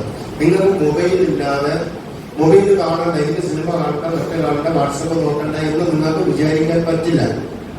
നിങ്ങൾക്ക് പാട്ട് കേൾക്കണ്ടെന്നൊക്കെ വിചാരിക്കാം. പക്ഷെ നിങ്ങൾക്ക് ഒരു OTP വരുന്നത് മൊബൈലിന്റെ മൊബൈലില്ലാതെ, സാമൂഹ്യ മാധ്യമമില്ലാതെ ഇന്നൊരു മനുഷ്യന് ജീവിക്കാൻ സാധ്യമല്ല. ഇങ്ങനെ മീഡിയ സൊസൈറ്റിയുടെ മനുഷ്യ കേന്ദ്രിതമായിട്ടുള്ള ഒരു കാലത്ത് നിന്ന് മീഡിയ സൊസൈറ്റിയുടെ ഒരു കാലത്തിലേക്ക് മനുഷ്യൻ പരിവർത്തനം. മീഡിയ, സാമൂഹ്യ മാധ്യമങ്ങളാണ് ഇന്ന് നമ്മളെ നിയന്ത്രിക്കുന്നത്. നമ്മൾ എന്ത് ചെയ്യണം, എങ്ങനെ ജീവിക്കണം എന്നെല്ലാം നിശ്ചയിക്കുന്നത് സാമൂഹ്യ മാധ്യമ അധിഷ്ഠിതമായിട്ടുള്ള മീഡിയ സൊസൈറ്റിയുടെ കാലം. ഭരിക്കുന്നത്, കേന്ദ്രത്തിൽ നിൽക്കുന്നത് പണ്ട് ദൈവമായിരുന്നുവെങ്കിൽ, പിന്നീട് മനുഷ്യനായിരുന്നുവെങ്കിൽ ഇന്ന് മീഡിയയാണ് കേന്ദ്രത്തിൽ നിൽക്കുന്നത്. മീഡിയ സൊസൈറ്റിയുടെ കീഴിൽ ജീവിക്കാൻ വിധിക്കപ്പെട്ടവരാണ് നമ്മൾ എന്നുള്ളതാണ് ഇന്നിന്റെ യാഥാർത്ഥ്യം. അവിടെയാണ് നമ്മൾ പോസ്റ്റ് ട്രൂത്ത് എന്ന് പറയുന്ന പോസ്റ്റ് ഹ്യൂമനിസം എന്ന മാനവിക അനന്തര ജീവിതം, മാനവിക ഹ്യൂമനിസം എന്നതിൽ നിന്ന് മാറി പുതിയൊരു കാലത്തേക്ക് പോസ്റ്റ് ഹ്യൂമനം, മാനവിക അനന്തരം, പോസ്റ്റ് ട്രൂത്ത്, സത്യാനന്തര കാലം. നിങ്ങൾ നോക്കൂ, നിങ്ങൾക്ക് ഒരു കാര്യം പ്രചരിപ്പിക്കണമെന്നുണ്ടെങ്കിൽ വാട്സപ്പിലേക്ക് ഒരു സാധനം ഇടുകയും അല്ലെങ്കിൽ ഒരു യൂട്യൂബിലേക്ക് ഒരു സാധനം ഇടുകയും നിങ്ങൾ കുറെ ആളുകളെ മുന്നേ കരുതി കൂട്ടിക്കൊണ്ട് അതിൻ്റെ അടിയിൽ പോസിറ്റീവായിട്ട് മെസ്സേജുകൾ ഇടുകയും ചെയ്താൽ ഞാൻ വന്ന് അതിൻ്റെ അടിയിൽ നോക്കുമ്പോൾ ഈ വിഷയത്തെക്കുറിച്ച് പറഞ്ഞിരിക്കുന്നതിന് എല്ലാവരും പോസിറ്റീവാണ് പറഞ്ഞിരിക്കുന്നത്. എൻ്റെ ബോധ്യത്തിൽ അത് സത്യമല്ല. പക്ഷെ താഴെ വന്ന കമന്റുകളിൽ മുഴുവൻ അത് സത്യമാണെന്നാണ് ഞാനും നിശ്ചയിക്കും. ഇനി ഞാൻ വേറൊരു അഭിപ്രായം പറയേണ്ടതില്ല, ഒരു ലൈക്ക് കൊടുത്തേ ശരിയാണ്. അങ്ങനെ ഈ കോർപ്പറേറ്റുകളോ അധികാരികളോ അല്ലെങ്കിൽ ഈ മീഡിയ കൈകാര്യം ചെയ്യുന്നവരോ നിങ്ങളെ മുന്നിൽ വെച്ച് തരുന്നതാണ് സത്യം എന്ന് വിശ്വസിക്കാൻ വിധിക്കപ്പെട്ടവരാണ് നമ്മൾ. ഇന്ന് ഇവിടെ രൂപപ്പെടുത്തിയെടുത്തിരിക്കുന്ന യാഥാർത്ഥ്യങ്ങൾ, സത്യങ്ങൾ ഒക്കെ നിർമ്മിതമാണ്, കെട്ടിച്ചമച്ചതാണ് എന്നുള്ളത് ഒരു വസ്തുതയാണ്. അങ്ങനെ യന്ത്രവും മനുഷ്യനും ഇതര ജീവികളും ചേർന്ന് ജീവിക്കാൻ വിധിക്കപ്പെടുന്ന ഒരു ആവാസ വ്യവസ്ഥയുടെ ഉള്ളിലാണ് നമ്മൾ ഇന്ന് ജീവിക്കുന്നത്. നിങ്ങൾക്ക് യന്ത്രമില്ലാതെ, കമ്പ്യൂട്ടർ ഇല്ലാതെ, ഇന്റർനെറ്റ് ഇല്ലാതെ, റോബോട്ടുകളുടെ കാലമില്ലാതെ, നിർമ്മിത ബുദ്ധിയുടെ കാലമില്ലാതെ നിങ്ങൾക്ക് ജീവിക്കാൻ പറ്റില്ല. പണ്ട് നമ്മൾ മനുഷ്യനെല്ലാം അടക്കി വെച്ചിരുന്നുവെങ്കിൽ ഇന്ന് യന്ത്രമെല്ലാം കൈയടക്കുകയും അതിൻ്റെ ഉള്ളിൽ, യന്ത്രലോകത്തിന്റെ ഉള്ളിൽ മനുഷ്യനാക്കപ്പെടുക. നമ്മൾ യന്ത്രമാണോ, യന്ത്രം മനുഷ്യനാണോ എന്നറിയാൻ വയ്യാത്ത അവസ്ഥയിൽ നമ്മളാണ്. അതാണ് ഇന്നിന്റെ കാലം. നിർമ്മിത ബുദ്ധിയുടെ, ആർട്ടിഫിഷ്യൽ ഇന്റലിജൻസിന്റെ കാലത്താണ് നമ്മൾ ജീവിക്കുന്നത്. ഇന്ന് നിങ്ങൾക്ക് കവിത എഴുതണമെങ്കിൽ, ശാസ്താംകോട്ട കായലിനെ കുറിച്ചൊരു കവിത എഴുതണമെങ്കിൽ ചാറ്റ് GPT-യിൽ കയറിയിട്ട് ശാസ്താംകോട്ട കായലിനെ കുറിച്ചൊരു കവിത എന്നടിച്ചു കൊടുത്താൽ അപ്പോൾ ഒരു കവിത വരും. നിങ്ങൾ എഴുതുന്നതിനേക്കാൾ സുന്ദരമായിട്ടുള്ളൊരു കവിത വരും. നിങ്ങൾക്കൊരു സിനിമയുടെ തിരക്കഥ എഴുതണം, ഒരു ആക്ഷൻ സിനിമ നിങ്ങൾക്ക് നിർമ്മിക്കണം. നിങ്ങൾ ചാറ്റ് GPT-യിൽ കയറിയിട്ട് ആക്ഷൻ സിനിമയ്ക്ക് വേണ്ടിയിട്ടുള്ള ഒരു തിരക്കഥ വേണം എന്ന് മാത്രം അടിച്ചു കൊടുത്താൽ മതി. പറഞ്ഞു തീരുന്നതിന് മുമ്പ് ഒരു തിരക്കഥ നിങ്ങളുടെ കയ്യിൽ വരും. നിങ്ങൾക്കൊരു നോവൽ എഴുതണം, നിങ്ങൾക്കൊരു കഥ എഴുതണം, നിങ്ങൾക്ക് ശാസ്താംകോട്ട കായലിനെ കുറിച്ച് ഒരു സെമിനാർ ചെയ്യാൻ വേണ്ടി ഒരു ലേഖനം വേണം, ഒരു ഉപന്യാസം സംസാരിക്കാൻ വേണ്ടിയിട്ട് വേണം. അതിന് ChatGPT-യിൽ കയറിയിട്ട് ശാസ്താംകോട്ട കായലിന്റെ വർത്തമാനം എന്ന് പറഞ്ഞുകൊണ്ട് ഒന്ന് അടിച്ചു നോക്കിയാൽ അപ്പോൾ ഒരു ലേഖനം എഴുതി ഈ ആർട്ടിഫിഷ്യൽ ഇന്റലിജന്റ് നിങ്ങളെ കയ്യിൽ തരും. നിങ്ങളത് നോക്കി നിങ്ങളതവരുടെ എഴുതണമെങ്കിലോ എത്ര പുസ്തകങ്ങൾ നോക്കണം, എത്ര ആലോചനകൾ വേണം. ഇന്ന് നിമിഷ നേരം കൊണ്ട് നിർമ്മിത ബുദ്ധി, സ്വാഭാവികമായിട്ടുള്ള നമ്മുടെ ബുദ്ധി ചെയ്യുന്നതിനേക്കാൾ കാര്യങ്ങൾ വളരെ കൃത്യമായിട്ട് നിർമ്മിത ബുദ്ധി ആർട്ടിഫിഷ്യൽ ഇന്റലിജന്റ് ചെയ്തു തരുന്ന ഒരു കാലത്താണ് നമ്മൾ ജീവിക്കുന്നത്. അവിടെ കവിതയ്ക്ക് എന്താണ് പ്രശ്നം? നിങ്ങൾ കവിത എഴുതുമ്പോൾ ഇനി എഴുതാൻ അറിയാൻ വയ്യാത്തവർക്ക് കവിത എഴുതാൻ പറ്റും. ആർട്ടിഫിഷ്യൽ ഇന്റലിജന്റ് കവിത ഉണ്ടാക്കി തരും. നിങ്ങൾക്ക് ഒരിടത്ത് പോയി അവതരിപ്പിച്ചാൽ മതി. നല്ലതാണെങ്കിൽ എല്ലാവരും പറയും നല്ല കവിയാണ് എന്ന് പറയും. ഇവിടെ കവിതയ്ക്ക് എന്താണ് സാധ്യത? ആർട്ടിഫിഷ്യൽ എന്ത് നിർമ്മിച്ചു തരുന്ന, കണക്ക് കൂട്ടണോ, എന്ത് ചെയ്യണമെങ്കിലും നിങ്ങൾക്ക് വണ്ടി ഓടിക്കണം, നിങ്ങൾക്ക് ഇനി വീട് കെട്ടിടങ്ങൾ നിർമ്മിക്കുമ്പോൾ നിങ്ങൾക്ക് ഒരു ടെക്നീഷ്യൻ ആവശ്യമേ ഇല്ല. ഏത് വീട് വേണം എന്ന് അടിച്ചു കൊടുത്താൽ മതി, ഏത് പെയിന്റ് വേണം, അങ്ങനെ എല്ലാം കൂടി ഒരു വീടിന്റെ പ്ലാൻ, ഒരു 10-15 വീടിന്റെ രീതി നിങ്ങളെ കയ്യിൽ വരും. അപ്പൊ ആരുടെ ജോലി പോകും? ഈ ആർക്കിടെക്റ്റുകളുടെ, എഞ്ചിനീയർമാരുടെ, കവികളുടെ, ഡ്രൈവർമാരുടെ, ഹോട്ടലുകൾ. ഇപ്പൊ നിങ്ങൾ ചൈനയിലൊക്കെ പോയാൽ കാറിൽ കയറി അതിനകത്ത് ടൈപ്പ് ചെയ്ത് കൊടുത്താൽ മതി, ഇതിന്റെ അടുത്ത് പോകണം എന്ന് പറഞ്ഞാൽ ഡ്രൈവറും ഉണ്ടാവില്ല, ഒന്നും ഉണ്ടാവില്ല. നിങ്ങളെ കൃത്യമായ സ്ഥലത്ത് കൊണ്ടിടും. ഒരു ഹോട്ടലിൽ കയറിയാൽ അവിടെ കയറിയിട്ട് ആ മെനുവിൽ അടിച്ചു കൊടുത്ത് നിങ്ങൾ ഇന്നടുത്ത് പോകാൻ കഴിയും. അവിടെ ചെല്ലുമ്പോൾ ഈ സാധനം കയ്യിൽ കിട്ടും. അവിടെ നിന്ന് കഴിച്ചിട്ട് പുറത്തിറങ്ങുമ്പോൾ ബില്ല് പേ ചെയ്തിട്ട് പുറത്ത് അവിടെ ഹോട്ടൽ എടുത്തുകൊണ്ട് തരാൻ ആരും ഒന്നുമില്ല. എല്ലാം യന്ത്രങ്ങൾ ചെയ്യുന്ന, റോബോട്ടുകൾ ചെയ്യുന്ന ഒരു കാലത്ത് ജീവിക്കുകയാണ് നമ്മൾ. അവിടെ കവിതയ്ക്ക് എന്താണ് സാധ്യത? ഈ കവിതയ്ക്ക് ഒരു സാധ്യതയില്ല എന്നുള്ളതാണ് ഈ കാലത്തുള്ള ഏറ്റവും വലിയ ഒരു യാഥാർത്ഥ്യം. പക്ഷെ നമുക്കൊരു നേരിയ പ്രതീക്ഷ, ഈ ആർട്ടിഫിഷ്യൽ ഇന്റലിജന് ചിന്തിക്കാനുള്ള ശേഷിയില്ല എന്നുള്ളതാണ് നമ്മുടെ ഭാഗ്യം. സ്വപ്നം കാണാനുള്ള ശേഷിയില്ല എന്നുള്ളതാണ് നമ്മുടെ ഭാഗ്യം. സ്വപ്നം കാണാനുള്ള ഒരു ശേഷി എന്നാണോ ആർട്ടിഫിഷ്യൽ ഇന്റലിജന് വരുന്നത്, അന്ന് നമ്മുടെ എല്ലാ സർഗാത്മക പ്രക്രിയകളും യന്ത്രം ഏറ്റെടുക്കുക, നമ്മുടെ ആവശ്യമില്ല. പക്ഷെ ഇപ്പോഴും സ്വപ്നം കാണാൻ കഴിയുന്നത് മനുഷ്യന് മാത്രമാണ് എന്നതുകൊണ്ട് കവിതകൾ ഇനിയും എഴുതപ്പെടും. ഇനിയും പുതിയ ലോകത്തെക്കുറിച്ച് നമ്മൾ സങ്കല്പിക്കും. നമ്മളാണ് യന്ത്രത്തെ നിർമ്മിച്ചത് എങ്കിലും ഇപ്പോൾ യന്ത്രം നമ്മളെ നിർമ്മിക്കുന്ന, നമ്മളെ നിയന്ത്രിക്കുന്ന അവസ്ഥയിലെത്തിക്കഴിഞ്ഞു. അതാണ് ഈ ലോകം എന്ന് പറയുന്നത്. അവിടെ സ്വപ്നം കാണാൻ വേണ്ടി യന്ത്രത്തിന് കഴിയില്ല എന്നതുകൊണ്ട് നമുക്കിനിയും ഭാവിയുണ്ട്, കവിതയ്ക്ക് ഭാവിയുണ്ട്. സ്വപ്നം കാണാൻ നമുക്ക് എത്ര കാലത്തോളം കഴിയുമോ അതുവരെ കവിത എഴുതാൻ പറ്റും എന്നുള്ളൊരു പ്രതീക്ഷയോട് കൂടി ഈ വർത്തമാനത്തിൽ നാളെ കവിത പുതിയ സ്വപ്നങ്ങളുടേതായിരിക്കും എന്ന് പറഞ്ഞുകൊണ്ട് ഞാൻ ഇത് നിർത്തുകയാണ്. ഒന്നുകൂടി, കവിത ചെറിയ ചെറിയ മുറിവുകളായാൽ പാടില്ല എന്നുള്ളതാണ്. ഒരു മുറിവ് നിങ്ങളുടെ കയ്യിലോ കാലിലോ ഉണ്ടെങ്കിൽ അത് നിങ്ങൾക്ക് മാത്രം അറിയാവുന്നതാണ്. കവിത പകർച്ചവ്യാധികളായിട്ട് പടരണം എന്നുള്ളതാണ്. അത് എല്ലാവരിലേക്കും, കവിത എല്ലാവരിലേക്കും എത്തുന്ന ഒരു കാലം ലോകം ഉണ്ടായിരുന്നു. അങ്ങനെയുള്ള വലിയ കൂട്ടായ്മയുടെ കവിതയെ പകർച്ചവ്യാധിയാക്കാനുള്ള ഒരു ഉദ്യമത്തിന്റെ ഏറ്റവും സുന്ദരമായിട്ടുള്ള, മഹനീയമായിട്ടുള്ള ഒരു സന്ദർഭവും വേളയുമാണ് ഈ കാവ്യാമൃതത്തിന്റെ ഈ സന്ദർഭത്തിലുള്ളത് കൂടി ഞാൻ മനസ്സിലാക്കിക്കൊണ്ട് സ്വപ്നം കാണുവാനും കവിതയെ പകർച്ചവ്യാധികളാക്കി എല്ലായിടത്തേക്കും പകർത്തുവാനും നമുക്ക് കഴിയട്ടെ എന്ന് ആശംസിച്ചുകൊണ്ട് എന്നെ വിളിച്ചതിനുള്ള നന്ദി അറിയിച്ചുകൊണ്ട് നിർത്തുന്നു. നന്ദി.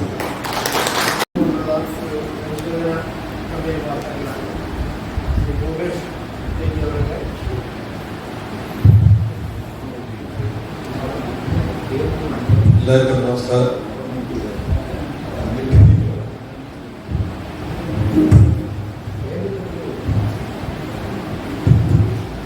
ബഹുമാന്യരെ, എണ്ണം കൊണ്ട് ശുഷ്കമാണെങ്കിലും പല ഏരിയയിൽ റെപ്രസെന്റ് ചെയ്ത് പല ഏരിയയിൽ പ്രതിനിധീകരിച്ചുള്ള ഇവിടെ എത്തിച്ചേർന്ന കൊല്ലം ജില്ലയുടെ വിവിധ ഭാഗങ്ങളിൽ എത്തിച്ചേർന്നുള്ള സന്തോഷം എന്നിൽ നിശ്ചിതമായിരിക്കുന്ന ഹൃദയത്തിലേക്ക് കടക്കുന്നു. ബഹുമാന്യരെ, ജീവിച്ച് പ്രതിനിധിക്ക് മുമ്പേ അക്കാലത്തിൽ നമ്മെ വിട്ടകർന്ന ചുടൽമലയിലെയും പുഞ്ചിരിമേട്ടിലെയും കർണാടകയിലെ ശിരൂരിലെയും ഉരുപൊട്ടലുകളിൽ പൊളിഞ്ഞ നമ്മുടെ സഹോദരി സഹോദരന്മാർ, പ്രിയപ്പെട്ട കുഞ്ഞുങ്ങൾ, മറ്റ് ജീവജാലങ്ങൾ ഒരു ദുരന്തത്തിന്റെ ബാക്കിയൊപ്പമായി സമൂഹ മനസ്സാക്ഷിയെന്ന് പറഞ്ഞു മലയാള സിനിമ മേഖലയിലെ അമ്മ, പ്രഭാളിയിലെ അമ്മ ശ്രീമതി കബീർ കുഞ്ഞമ്മ, ശ്രീ മോഹൻരാജ് തുടങ്ങി കലാ, സാമൂഹിക, സാംസ്കാരിക പ്രവർത്തകർ, ധീര സൈനികർ തുടങ്ങി നമ്മെ പിരിഞ്ഞുപോയവരുടെ സ്മരണയ്ക്ക് ബോധ്യപ്പെടുന്നതാണ് സാറിന്റെ പുസ്തകം. കാരണം ഇത്രയും ഗാഠമായ ഒരാശയത്തെ പരിചയപ്പെടുത്തി തരുന്നതിന് ഈ സമയവും സന്ദർഭവും വളരെ പരിമിതമാണ്. അദ്ദേഹത്തിൻ്റെയും പ്രത്യാന്തര ബാഹുല്യത്തിനിടയിലും നമ്മുടെ ഈ ചെറിയ സദസ്സിൽ വന്ന് ഇത്രയും വലിയ കാര്യങ്ങൾ ചുരുങ്ങിയ സമയം കൊണ്ട് നമ്മുടെ മനസ്സുകളെ ത്രസിപ്പിച്ച രീതിയിൽ അവതരിപ്പിച്ച മധുസാറിന് എൻ്റെ വ്യക്തിപരമായിട്ടുള്ളൊരു സന്തോഷം അറിയിക്കുകയാണ്. നമുക്കിനി ഇങ്ങനെ സാറിൻ്റെ ഒരു സാന്നിധ്യം ഉണ്ടാകുമെന്ന് പ്രതീക്ഷിക്കുന്നു. സന്തോഷം.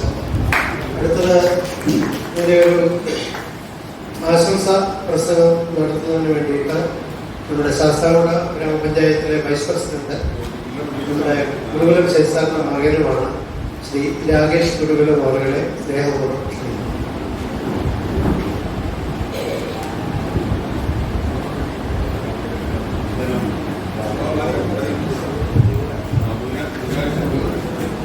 ഏറെ ബഹുമാനപ്പെട്ട നമ്മുടെ ഈ യോഗത്തിന്റെ അധ്യക്ഷൻ, ഉദ്ഘാടകൻ, വേദിയിലും സദസ്സിലുമുള്ള ഗുരുതുല്യരായ ബഹുമാനരെ, നമ്മളിവിടെ പറഞ്ഞ കാവ്യാമൃതം സാംസ്കാരിക വേദിയുടെ 7ാമത് വാർഷികമാണ്. എനിക്ക് തോന്നുന്നു മറ്റ് ഇതിന്റെ മുഴുവൻ വാർഷികങ്ങളും അറിഞ്ഞൊരു വ്യക്തി എന്ന രീതിയിൽ ഞാനിതിൽ പങ്കെടുക്കുന്നത് ആദ്യമായിട്ടാണെങ്കിലും ഇതിന്റെ ചർച്ചകളും മറ്റു കാര്യങ്ങളും ഒക്കെ എന്റെ വീട്ടിലിരുന്ന് അറിഞ്ഞ ഒരു വ്യക്തി എന്ന രീതിയിൽ 7ാമത് വാർഷികമാണ് വിപുലമായി നടക്കുന്നത്. ഇതുവരെയുള്ള വർഷങ്ങൾ ഇത്രയും വിപുലമായി നടന്നില്ല എന്നാണ് ഞാൻ മനസ്സിലാക്കുന്നത്. ഒരു വലിയ കാര്യമാണ്. നമ്മുടെ ജില്ലയുടെ അല്ലെങ്കിൽ നമ്മുടെ നാടിന്റെ പല സ്ഥലത്തുള്ള വ്യക്തികൾ ഇവിടെ വന്നു ചേരുന്നവരൊക്കെ തന്നെയും ഭാവന സമ്പന്നരായിട്ടുള്ള ആൾക്കാരാണ്. ഇവിടെ ഇരിക്കുന്നവരൊക്കെ തന്നെയും കവികളാണ് എന്നതാണ് മറ്റൊരു പ്രത്യേകത. കവികൾ എന്ന് പറയുമ്പോൾ നമ്മുടെ ഇവിടെ ഈ വിഷയം അവതരിപ്പിച്ച് മധുസാർ പറഞ്ഞ ചില കാര്യങ്ങളെ സൂചിപ്പിക്കാതെ പോകാൻ പറ്റില്ല. വളരെ മനോഹരമായ വിഷയമാണ് നമ്മുടെ ഇന്നത്തെ ഈ വേദിയിൽ നമ്മൾ എടുത്തത്, ചർച്ചയ്ക്കായി എടുത്തത്. സമയത്തിന്റെ പരിമിതി മൂലം അത് എത്രത്തോളം നമുക്കത് അദ്ദേഹത്തിന്റെ അറിവിനെ ശ്രമിക്കാൻ കഴിഞ്ഞു എന്നത് ഒരു പ്രശ്നമാണ്. നമ്മൾ തുടങ്ങാൻ താമസിച്ചു. മലയാള കവിത ഇന്നലെ, ഇന്ന്, നാളെ എന്ന വിഷയം ഏതാണ്ട് ഒരാഴ്ച ഒരു സിമ്പോസിയമായിട്ടൊരു സെമിനാറായി നടത്തേണ്ട സംഭവം. എന്നാൽ മാത്രമേ അതിന്റെ ഏതെങ്കിലും ഒക്കെ ഒരു ഭാഗം തൊട്ട് നമുക്ക് പോകാൻ പറ്റൂ. അദ്ദേഹത്തിന്റെ പരന്ന വായനയും അദ്ദേഹത്തിന്റെ അറിവും അങ്ങനെയുള്ളവർക്കാണ് ഈ കണ്ടന്റ് എന്ന് പറയുന്ന സംഭവം കിട്ടുന്നത്. ഒരു വലിയ ആശയത്തിനെ ചുരുങ്ങിയ സമയം കൊണ്ട് നമ്മളിലേക്ക് സംവദിക്കാൻ അദ്ദേഹത്തിന്റെ ആ വിശാലമായിട്ടുള്ള അറിവിൽ നിന്നുമാണ് ഒരു 20 മിനിറ്റ് മാത്രമേ എടുത്തുള്ളൂ അദ്ദേഹം സംസാരിക്കുന്ന ഒരു വലിയ വിഷയം. മണിപ്രവാള കാലഘട്ടം മുതൽ നമ്മൾ നാളെയുള്ള നമ്മുടെ ആർട്ടിഫിഷ്യൽ ഇന്റലിജൻസിൽ നിന്ന് എന്ത് നമ്മുടെ സാഹിത്യ മേഖലയ്ക്ക് സംഭവിക്കുമെന്ന് വരെയുള്ള കാര്യങ്ങൾ നമ്മളിലേക്ക് പറഞ്ഞെത്തിച്ചത്. കവികളൊക്കെ തന്നെയും കാലഘട്ടത്തിലും ഓരോ കാലഘട്ടത്തിലും അതാത് സാമൂഹിക വിഷയങ്ങളിൽ കലഹിക്കുന്നവരാണ്. ആ കലഹത്തിൽ നിന്നുമാണ് കവിത ഉണ്ടാകുന്നത്.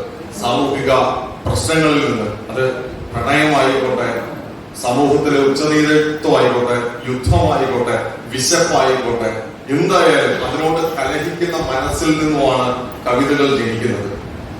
ആ കവിതകളാണ് നമ്മൾ വായിച്ച് അതിൽ നിന്ന് ഉൾക്കൊണ്ട് ചില കവിതകൾ വായിച്ച് ചിലർ ആകർഷണീയ കവികളായി മാറുന്നവരുണ്ട്.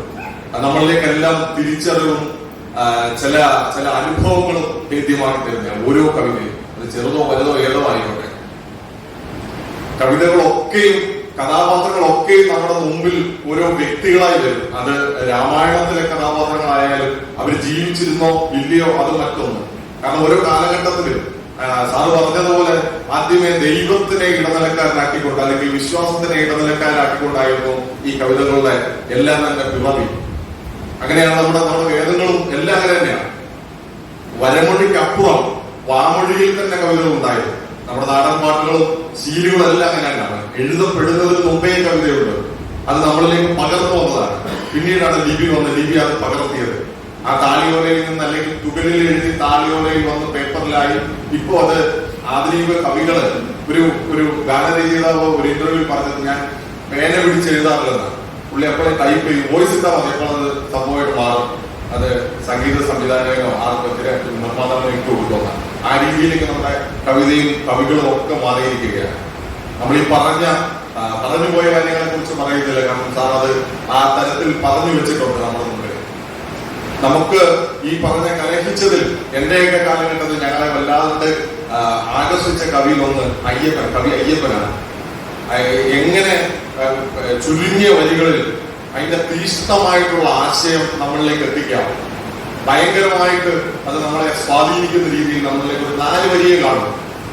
അതുകൊണ്ട് കവി അയ്യപ്പൻ, അതുപോലെ തന്നെ നമ്മുടെ ചാരുമൂടിന്റെ തെരുവോരങ്ങളിൽ അലഞ്ഞു നടന്ന് പട്ടിണിയുടെ പാരമ്പര്യയിൽ സ്വന്തം മകളുമായി റെയിൽവേ ട്രാക്കിൽ തലവെച്ച് കുഞ്ഞു വെള്ളം വേണമെന്ന് പറഞ്ഞപ്പോൾ വെള്ളത്തിനായി എണ്ണീച്ച് കുഞ്ഞിന്റെ മുഖം നോക്കി ആത്മഹത്യയിൽ നിന്നും പിന്തിരിഞ്ഞ പവിത്രൻ തീക്കുനി. പവിത്രൻ തീക്കുനിയുടെ കവിത നമ്മളിലേക്ക് എങ്ങനെ വന്നു ചേരുമെന്ന് പോലും അറിയില്ല. അത് ആ പേര് പോലെ തീയാണ്. അപ്പൊ അങ്ങനെയുള്ള കവികൾ ഇവിടെ അതുപോലെ തന്നെയുള്ള കവികൾ കുറച്ചധികം പേരാണ് ഇന്നിവിടെ ചേർന്നിരിക്കുന്നത്. അപ്പം ഞാൻ ഈ വൈകിയ വേളയിൽ അധികം സംസാരിക്കുന്നില്ല. ഇവിടെ ചേർന്നിരിക്കുന്ന മുഴുവൻ കവികൾക്കും നമ്മുടെ ഈ കാവ്യാമൃതം സാംസ്കാരിക വേദിയുടെ 7ാമത് വാർഷികത്തിന് അതിനെ മെച്ചപ്പെടുത്താൻ അല്ലെങ്കിൽ ഈ കൂട്ടായ്മ ഇങ്ങനെ വിപുലമാക്കാൻ പരിശ്രമിച്ച ഇതിന്റെ പിന്നിൽ പരിശ്രമിച്ച മുഴുവൻ കവി ഹൃദയങ്ങൾക്കും ആത്മാർത്ഥമായ സന്തോഷം നിറഞ്ഞ ആശംസകൾ നൽകുന്നുണ്ട്.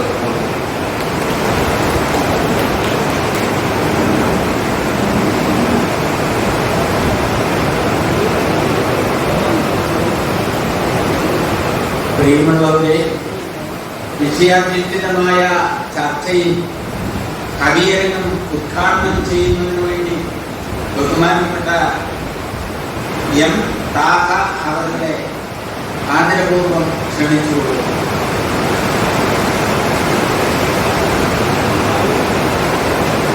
വേദിയിലും സദസ്സിലിരിക്കുന്ന മാന്യ വ്യക്തിത്വങ്ങൾ, ഇവിടെ ഈ ചർച്ചയുടെ ഉദ്ഘാടനത്തിന് ക്ഷണിച്ച ഇതിന്റെ ഭാരവാഹികൾക്ക് പ്രത്യേകിച്ച് എന്റെ ഗുരുനാഥനായ ഗുരുകുലം ശേഷാണ് ഞാൻ ഗംഭീരമായി നന്ദി രേഖപ്പെടുത്തുന്നു. ഇവിടെ നമ്മുടെ മധുസാർ പറഞ്ഞു നിർത്തിയ ഒരു കാര്യത്തിലൂടെ അല്പം അതായത് കവിത ഇനി ഇല്ലെന്നാണ് മധുസാർ പറഞ്ഞെങ്കിലും അവസാന വരിയില് പ്രത്യാശയുണ്ടെന്ന് സൂചിപ്പിച്ചു. അത് ഒരു കവിയുടെ വരികൾ ഞാനത് അദ്ദേഹം പറഞ്ഞപ്പോൾ എനിക്ക് ഓർമ്മ വന്നു. ഇറ്റുനീർ പറ്റിയ കുളങ്ങളിൽ കൈവള്ളിയായി കണ്ട താമരത്തണ്ടുകളിൽ 100 പുഷ്പമോഹങ്ങളും. ഇറ്റുനീർ പറ്റിയ കുളങ്ങളിൽ വെടിച്ചു കീറിയ മണ്ണുള്ള ഭൂമിയിൽ കരിവള്ളിയായി കണ്ട താമരത്തണ്ടുകളിൽ, കരിഞ്ഞുണങ്ങിയ താമരത്തണ്ടില് 100 പൂക്കളെ വിരിക്കാനുള്ള മോഹമുണ്ട്. ഈ മോഹമാണ് ഒരു കവിക്ക് വേണ്ടത്. പണ്ട് നമ്മുടെ ആദി കവി ഒരു ചെറിയ ഇൻസിഡന്റിൽ നിന്നാണ് കവിതയുണ്ടായത്. മാനുഷാദ പ്രതിഷ്ഠാത്വം ശാസ്ത്രശ്രീ സമാഹായ കൗശലിതന അദ്ദേഹം ഈ കാമമോഹിത. അദ്ദേഹത്തിന്റെ ദീപ്തമായ അഗാധമായ ഒരു കഥകൾ കണക്ട് ചെയ്ത് വെച്ചിരിക്കുന്ന പരസ്പര കൂലങ്ങളായിട്ടാണ്. അപ്പൊ അദ്ദേഹത്തിന്റെ ഈ രാമായണം എടുത്ത് വായിച്ചു നോക്കിക്കഴിഞ്ഞാൽ അതിനകത്ത് ശ്രേഷ്ഠവും മനോഹരവും സന്ദർഭം കൊണ്ടും സാഹചര്യം കൊണ്ടും അർത്ഥം കൊണ്ടും വളരെ ശ്രേഷ്ഠമായ ഒരു ശ്ലോകമുണ്ട്. രാമനും സീതയും ലക്ഷ്മണനും വനവാസത്തിന് പോകുന്ന സമയത്ത് ലക്ഷ്മണൻ തന്റെ അമ്മയായ സുമിത്രാദേവിയോട് യാത്രാവിനോദി ചോദിക്കുന്നു. അപ്പൊ സുമിത്രാദേവി പറയുന്ന മറുപടിയാണ് രാമായണത്തിലെ സന്ദർഭം കൊണ്ടും സാഹചര്യം കൊണ്ടും അർത്ഥം കൊണ്ടും ഏറ്റവും ശ്രേഷ്ഠമായ ശ്ലോകം. രാമം വിധി ദശരഥ മാ വിധി ജനകാത്മജ അയോധ്യ അടവി വിധി ജനിച്ചാത്ത യഥാസുഖ. ഈ ശ്ലോകം എഴുതിയല്ല, ഈ ശ്ലോകത്തിന് 3 അർത്ഥം. രാമം വിധി ദശരഥ, ലക്ഷ്മണ നീ വനവാസത്തിന് പോകുമ്പോൾ രാമൻ വിധി എന്ന് പറയാൻ അറിയുക. രാമൻ ദശരഥനാണെന്ന് അറിയുക, രാമൻ അച്ഛനാണെന്ന് അറിയുക. നാം വിധി ജനകാത്മജ, ജനകന്റെ ആത്മജ സീതാദേവി നാം ആണെന്ന് അറിയണം, സീത അമ്മയാണെന്ന് അറിയണം. അയോധ്യ അടവി വിധി, അടവി വനം അയോധ്യയാണെന്ന് അറിയുക. യഥാസുഖ, താതൻ എന്നുള്ള പദത്തിനർത്ഥം അച്ഛനത്താണെങ്കിലും ഇവിടെ മക്കളെ ഏറ്റവും കൂടുതൽ സ്നേഹമുള്ള സമയത്ത് അമ്മമാർ അച്ഛ എന്ന് അഭിസംബോധന ചെയ്യും. അപ്പം രാവിലെ തെന്നി കിടക്കുന്നവർക്ക് വീട്ടിലേക്ക് ഒരു മോൻ കയറുകയാണ്. അപ്പോഴും അമ്മ പറയും, എടാ മോനെ കൊണ്ടപ്പ, എടാ എന്റെ പൊന്നച്ചാണ്. അപ്പൊ അച്ഛൻ എന്ന് വിളിക്കുന്നത് മകൻ എന്ന് പറയുന്ന പോലെ സാധാരണമായിട്ട് ഭാഷാഭേദമാണ്. ഇനി സുഖമായി പോയി വരിക. രണ്ടാമത്തെ അർത്ഥം രാമം വിത്തി ദശരഥ. രാമം എന്നുള്ളത് മാരം എന്നാവും. മാരം എന്ന് പറഞ്ഞാൽ മരണം എന്നാണ്. മാരം വിത്തി ദശരഥ, നിങ്ങൾ പോയി കഴിഞ്ഞ് ദശരഥൻ മരിച്ചതെന്ന് അറിയുക.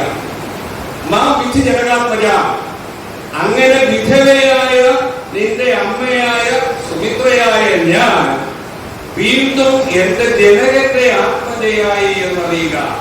എന്റെ അച്ഛന്റെ അടുത്തേക്ക് ഞാൻ മടങ്ങിപ്പോയെന്നറിയുക. അയോധ്യ അടവി വിധി, അങ്ങനെയുള്ള അയോധ്യ അടവിക്ക് തുല്യമാണ്, കാടിന് തുല്യമാണെന്ന് അറിയുക. ഗച്ഛ താത യഥാസുഖ, ഇനി സുഖമായിട്ട് പോകാതെ പോവുക. ഇനി മൂന്നാമത്തെ രാമം ദശരഥ വിധി. രാമം വിധി ദശരഥ, രാമൻ ദശരഥനാണെന്ന് അറിയുക. ദശരഥൻ എന്ന് പറഞ്ഞു കഴിഞ്ഞാൽ 10 ദിക്കിലേക്ക് നേരോടിക്കാൻ കഴിവുള്ള ആനു അയാളാണ് ദശരഥൻ. അങ്ങനെ വേറൊരാളുണ്ട് മഹാവിഷ്ണു. രാമൻ വിഷ്ണുവാണെന്ന് അറിയുക. മാ വിധി ജനകാത്മജ, ജനകാത്മജ സീത മാ ആണെന്ന് അറിയുക, ലക്ഷ്മി ദേവിയാണെന്ന് അറിയുക. അയോധ്യ അടവി വിധി, അയോധ്യ അടവി അയോധ്യയാണെന്ന് അറിയുക. വനം അയോധ്യയാണെന്ന് അറിയുക. അയോധ്യ എന്ന് പറഞ്ഞാൽ ആരാലും ജയിക്കപ്പെടാൻ കഴിയാത്ത സ്ഥലം. അങ്ങനെ ഒരു സ്ഥലമുണ്ട്, അതാണ് വൈകുണ്ഠം. മഹാവിഷ്ണു അവിടെയാണല്ലോ ശയിക്കുന്നത്. ആ വൈകുണ്ഠമാണ് നമുക്ക്. ഇത്ര എത്ര അർത്ഥങ്ങളാണ് ഒരു കവിതയിൽ സന്നിവേശിച്ചു വെച്ചിരിക്കുന്നത്. അപ്പൊ ഒരു ചെറിയ ഇൻസിഡന്റിൽ നിന്നാണ് ഈ കവിത ഉണ്ടായത്. ഈ മാനുഷാല പ്രതിഷ്ഠാത്വ കാവ്യം ഉണ്ടായത് ഒരു ഇൻസിഡന്റിൽ നിന്നാണ്. അതുപോലെ നമ്മുടെ ആധുനികതയിലേക്ക് വന്നു കഴിഞ്ഞാൽ ഇവിടെ ആഠ്യത്വത്തിന്റെ മറ്റൻ ലോകത്ത് വിരാജിക്കുന്ന കവികളായിരുന്നു ഒരു കാലഘട്ടത്തിലുണ്ടായിരുന്നു. പിന്നെ ഉള്ളൂർ, വള്ളത്തോളിന്റെ ചിത്രയോഗം, ഉള്ളൂരിന്റെ ഉമാകേരളം, ഇതൊന്നും അല്ലാതെ ഒരാളൊരു കവിത കുമാരനാശാൻ.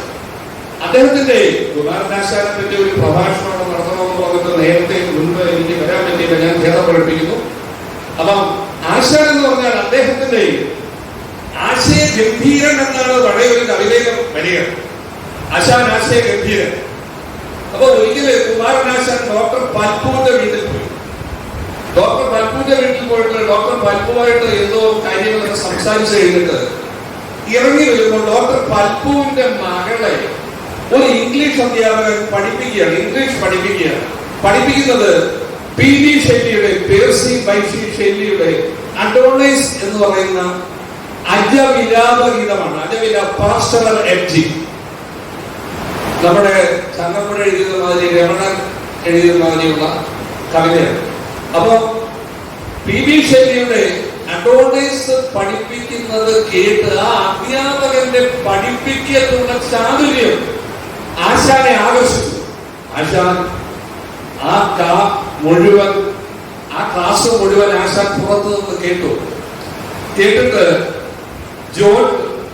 ജോൺ കീറ്റ്സ് മരിച്ചപ്പോൾ ജോൺ കീറ്റ്സിന്റെ മരണത്തിൽ മനം നൊന്ന് പി.ബി. ഷെല്ലി എഴുതിയ വിലാപഗീതമാണ് അഡോണൈസ്. ആശാൻ ഇത് ഗ്രാസ്പ് ചെയ്തു.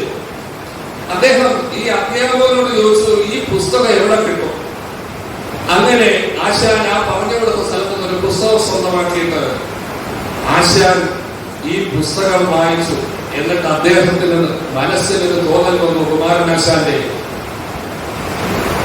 എന്നെങ്കിലും ഇതുപോലൊരു വിലാപഗീതം എഴുതണം. ആശാൻ എഴുതി.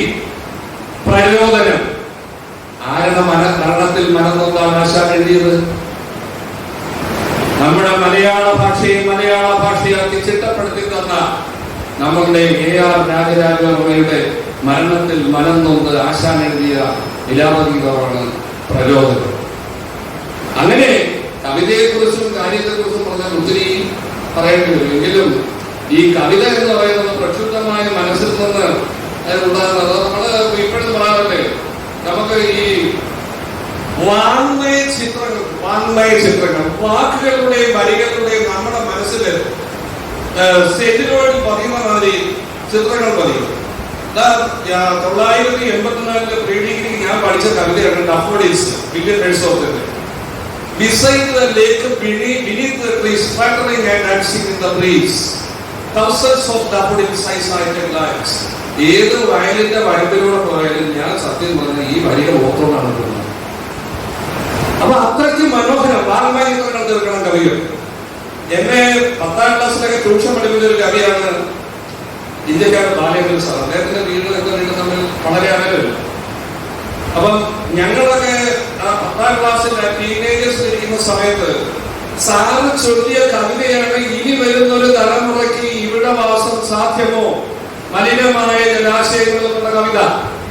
ആ കവിത കേരളം മുഴുവൻ, ലോകത്തിലുള്ള മലയാളികൾ മുഴുവൻ അറിയുന്നത് സെക്രട്ടേറിയറ്റിന് മുന്നിലുള്ള ആദിവാസി നെൽപ്പ് സമരം വരേണ്ടി വന്നു. ഏകദേശം 32 വർഷം 33 വർഷം കഴിഞ്ഞ കവിതയാണ്. ഈ അടുത്തിടയിലാണ് അതേപോലെ നമ്മുടെ ശാസ്താവിന്റെ ഭാഷർ കുഞ്ഞുനാളിലൊക്കെ അദ്ദേഹത്തിന്റെ കവിതകൾ കേട്ട് ഞാൻ അദ്ദേഹത്തെ അങ്ങോട്ട് പോയി പരിചയപ്പെടുകയായിരുന്നു. അദ്ദേഹം ഇക്കണോമിക് ആൻഡ് സ്റ്റാറ്റിസ്റ്റിക്സിന്റെ ഉദ്യോഗസ്ഥനാണ്. അതുപോലെ തന്നെ ഒരു ദിവസം ശാസ്താവിന്റെ സാറിനോട് ഞാൻ പറഞ്ഞു, ഭാഷാറിനോട് പറഞ്ഞു, സാറേ എവിടെങ്കിലും കവിയരങ്ങുണ്ടെങ്കിൽ എന്നെ ഇവിടെ ഒന്ന് വിളിക്കണം. അങ്ങനെ 1998 മനക്കരയിൽ ഒരു കവിയരങ്ങിൽ, അത് മൈനാഗപ്പള്ളി ശ്രീരംഗൻ എന്ന് പറയുന്ന കവി ഉണ്ടായിരുന്നു. അദ്ദേഹം ഇതുകൊണ്ട് എത്തിയിട്ടുണ്ടോ എന്ന് അറിയത്തില്ല. അന്ന് ഞാൻ കണ്ടത് ഇതുവരെ കണ്ടിട്ടുണ്ട്. അപ്പം ആ സാറെനിക്ക് അങ്ങനെ ഒപ്പിച്ചു തരികയും ഞാൻ സൈക്കിൾ ചവിട്ടിയാണ് ഈ കവിയരങ്ങിൽ പങ്കെടുക്കാൻ പോകും. അപ്പോഴ് എന്തായാലും ഈ ചർച്ചയും കവിസംഗമവും ഉദ്ഘാടനം ചെയ്യാൻ എനിക്ക് കിട്ടിയ ഈ ധന്യമായ അവസരത്തെ ഞാൻ പ്രത്യേകമായിട്ട് ഇഷ്ടപ്പെടുന്നു, സ്നേഹിക്കുന്നു. എങ്കിലും ഞാൻ എഴുതിയ ഒരു കവിതയിലെ 4 വരികൾ പറയുന്നത് ബുദ്ധിമുട്ടുള്ള ഭാഷയില്ല. അതായത് ഇവിടെ കേരളത്തെ പിടിച്ചുപിടിക്കുന്ന കലാപമായിരുന്നു മാറാട് കലാപം. ഈ മാറാട് കലാപത്തിൽ മറന്നെന്ന് ഞാൻ എഴുതിയതാണ് കലിയുഗ ഭാരതി. എനിക്ക് പാടാൻ അറിയത്തില്ല, പിന്നെ നോക്കുന്നത് ഒപ്പിച്ചു നോക്കാം. നാടായ നാടിന്റെ എല്ലാ പേരിലും പേർപ്പെട്ട നാടന്റെ നാട്, ബുദ്ധനും ഗാന്ധിയും ടാഗോറുമെല്ലാം ഉയിരിന്റെ ഉയിരായ നാടന്റെ നാട്.